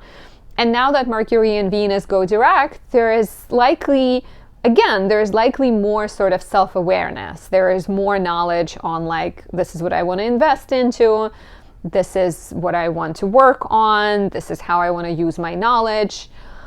So you can expect maybe even, if you've been waiting for some kind of payment or you've been saving for something, the retrogrades can help you direct your resources in a healthy way. Venus turns direct on April 12th, the same day we get the full moon in Libra, your ninth house. The full moon in Libra completes the chapter started on October 3rd with a solar eclipse in Libra, and it offers you a chance to complete some kind of education, to graduate. Maybe you're wrapping up a legal matter you've been dealing with, or you're traveling, or you're moving somewhere far away. Again, the ruler being Venus and Pisces in the second house suggests that you have that sort of self-awareness. You know what you want to spend on. You know what you want to invest into. There may be some changes in your relationships with foreign people.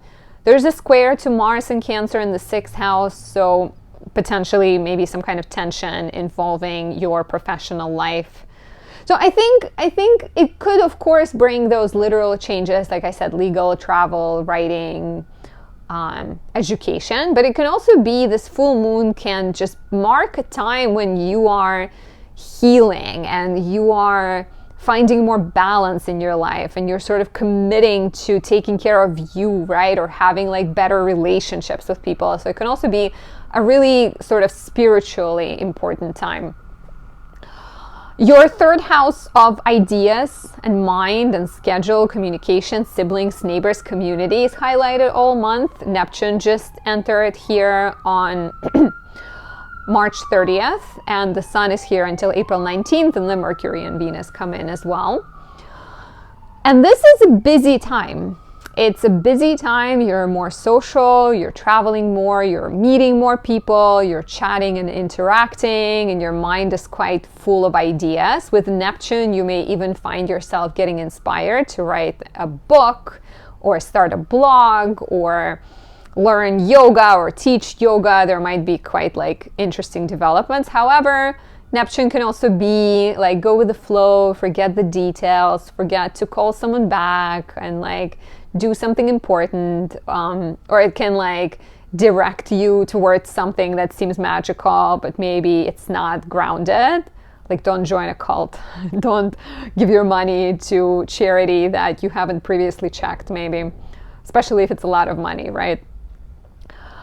The second half of the month, when Mars enters Leo on April 18th, gets a bit trickier. We're starting to deal with tension between your relationships, your personal goals, and your home, family, and living situation. So Mars enters Leo on April 18th, will stay until June 17th, and it's sort of a repeat of November-December energy when Mars was in Leo before. In fact, the Mars-Pluto opposition on April 26th, we've already had on November 3rd and January 3rd. So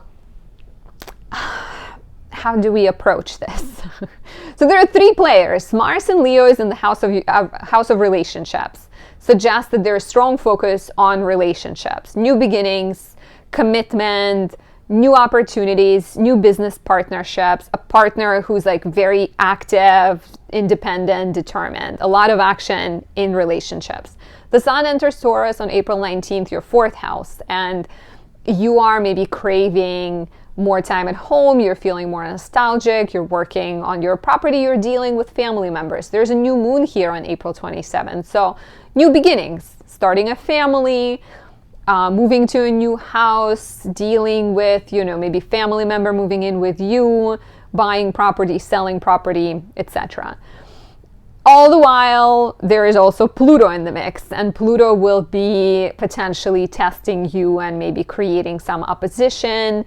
There may be some disagreements between you and your partner, some tensions between your partner and your family. So like a lot of adjustment and a lot of patience will be required later in the month. And if you remember what was happening in November and what was happening in late December, January, I would love to know. If you're seeking more, sign up for my Natal Astrology Blueprint of the Soul course and let astrology make your life better so that you're more self-aware, more self-empowered, so that you don't look at transits as negative, dark clouds that are coming your way and you feel more empowered so that you can become the you were always meant to be. Register at anastasiadoesastrology.com. On there, you can also book a reading and pick up my horoscope subscription. My beautiful Pisces risings, one of my favorite rising signs. It's true. In April, the beginning of the month, we have Mars in Cancer, your fifth house. So Mars has been retrograding, right? It's been in like rather a complicated place for the last few months. It went retrograde from your sixth house of work, health, service into your fifth house of pleasure, romance, parenthood. Maybe you've been dealing with health matters. Maybe you've been problem solving related to your child. Maybe you've been feeling uninspired or dealt with a lot of work heaviness. Things could have felt sort of like stagnant a little bit. You may have felt better in March with Mars direct. It could have maybe brought more clarity in relationships with your child and romance and sort of more opportunities to have fun. April begins even better because on April 4th, we have Mars trining Saturn and sextiling Uranus. And Saturn also sextiles Uranus on the same day, April 4th, 10 days before, 10 days after. Saturn sextile Uranus is rare. Last time the two met would have been in 96, 97. Well, they meet in other aspects, but last time we had sextile would have been 96, 97. And so this is like an interesting opportunity to innovate your life because Mars is in the mix. It's in the fifth house. You're seeking pleasure. You're seeking love. You're seeking sort of joy and self-acceptance, and Saturn in the first suggests that you sort of have the diligence and the responsibility to make your dreams come true. The sextile to Uranus can offer opportunities to start a business, to start a writing project, to maybe begin a partnership, like a creative partnership with a sibling or a neighbor. There may be exciting new knowledge or new connections coming into your life. If you're, if you want sort of love, you may meet someone through a sibling or like at a local hangout spot, local bakery that everybody goes to, or a local library or coffee shop. So there are quite a few possibilities. I really am looking forward to that transit. Another two happy developments are Mercury stationing direct on April 7th and Venus going direct on April 12th in your first house of identity. So if you felt unsure, in March we had Venus go retrograde and then Mercury went retrograde from your second into first houses. Maybe you've been wondering how to better manage your finances, what to invest into, how to create more stability in life, both financially and like emotionally. As Mercury goes direct and Venus goes direct, you're likely to get some answers. You're likely to feel like you've reworked something and you've maybe discovered some opportunities, right? Or you may just feel like more like yourself. And if you've dealt with any health issues, any sort of, style problems or skincare, like skin issues or skincare issues, Mercury and Venus going direct should help you as well. And Mercury rules your house of relationships, right? So when Mercury is retrograding, your partner might be retrograding. Like maybe something was happening in your partner's life where they felt like lost, and so now they'll be found.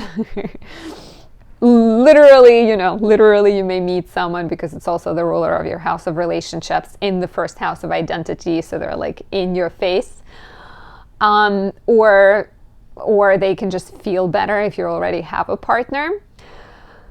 Venus goes direct on April 12th, and on the same day we have the full moon in Libra, your 8th house. So the full moon in Libra completes the chapter started on October 3rd when we had the solar eclipse in Libra, and it could be the time you pay off a debt, right? If in October you sort of set off on this serious journey of like letting go of all the debts, paying off your credit card, finishing paying off your mortgage, this could be the time.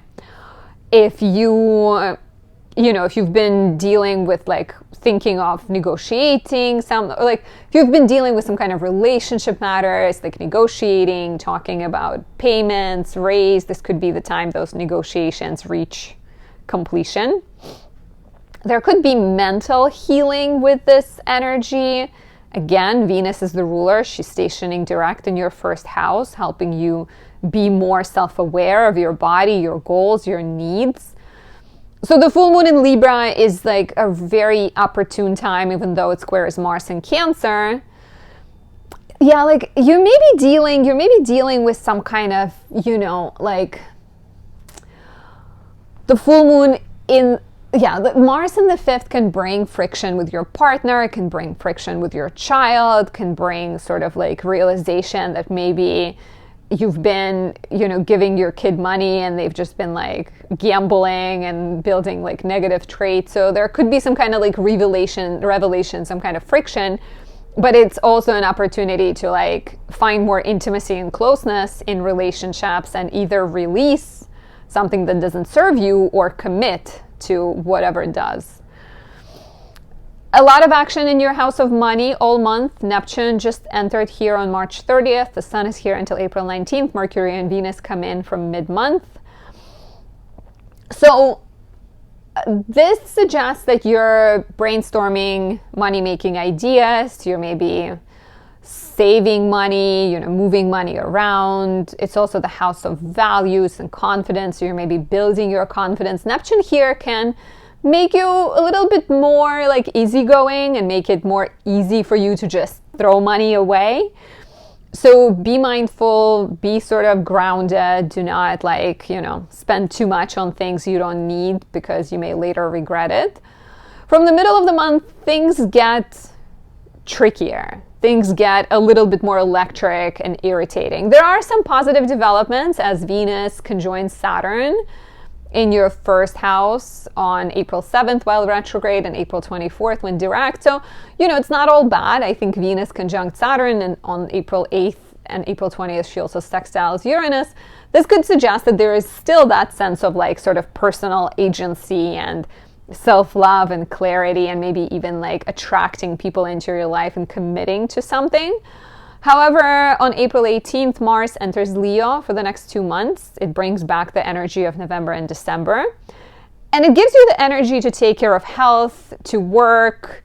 Maybe you're going into court if you're a lawyer, or you're going to more doctor's appointments, or you're volunteering at an animal shelter. You're sort of like driven to be a hero for people who need you. We also get the Sun in Taurus, your third house, that the Sun enters Taurus on April 19th, stays until May 20th. We get a new moon here. So this could be an opportunity to create like an easier flow to your schedule, to start a writing project, to, start a business or get a new idea, get inspired, maybe make connections with people around you as well.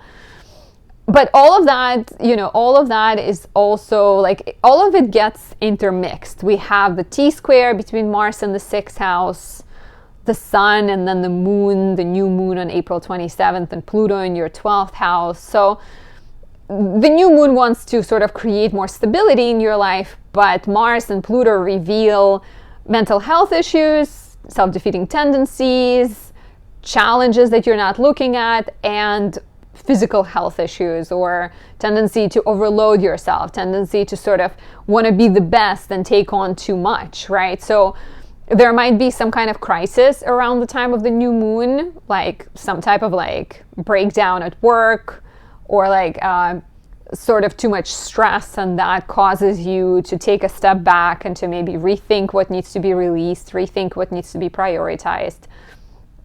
Around the same time, not around the same time, but like when we have this T-square, it means 3 of the 4 signs are represented, 3 of the 4 fixed signs. And what's missing is Scorpio. And so Scorpio is always the sign of death and rebirth. And so I think there is an invitation here to like learn from the crisis and make room for opportunity to have more stability. And like, it's okay to say no and not to take everything on, and maybe let your ego sleep a little bit. We also had Mars opposite Pluto last time on November 3rd and January 3rd, so you can reflect back to think what has happened back then and what have you learned. Speaking of learning, sign up for my Natal Astrology Blueprint of the Soul course, where together we will dive into your unique blueprint, your unique natal blueprint, and learn about what your chart has to say about your future. We'll discover concepts of astrology in easy to understand language, and I will help you become more clear about who you are. All of that is at anastasiadoesastrology.com, as well as my horoscope subscription and my readings, natal, predictive, etc. Thank you for being here. Thank you for watching. How has your March been? Have you felt intense? I am feeling intense. I think the eclipse season and Venus retrograde has definitely felt like a bit much. So I'm curious how you're feeling. I hope April is better. There's definitely some exciting energy to look forward to. And enjoy. If you want to know how to boost your April, you can also pick up my election report on my website. But I'll talk to you very soon. Bye.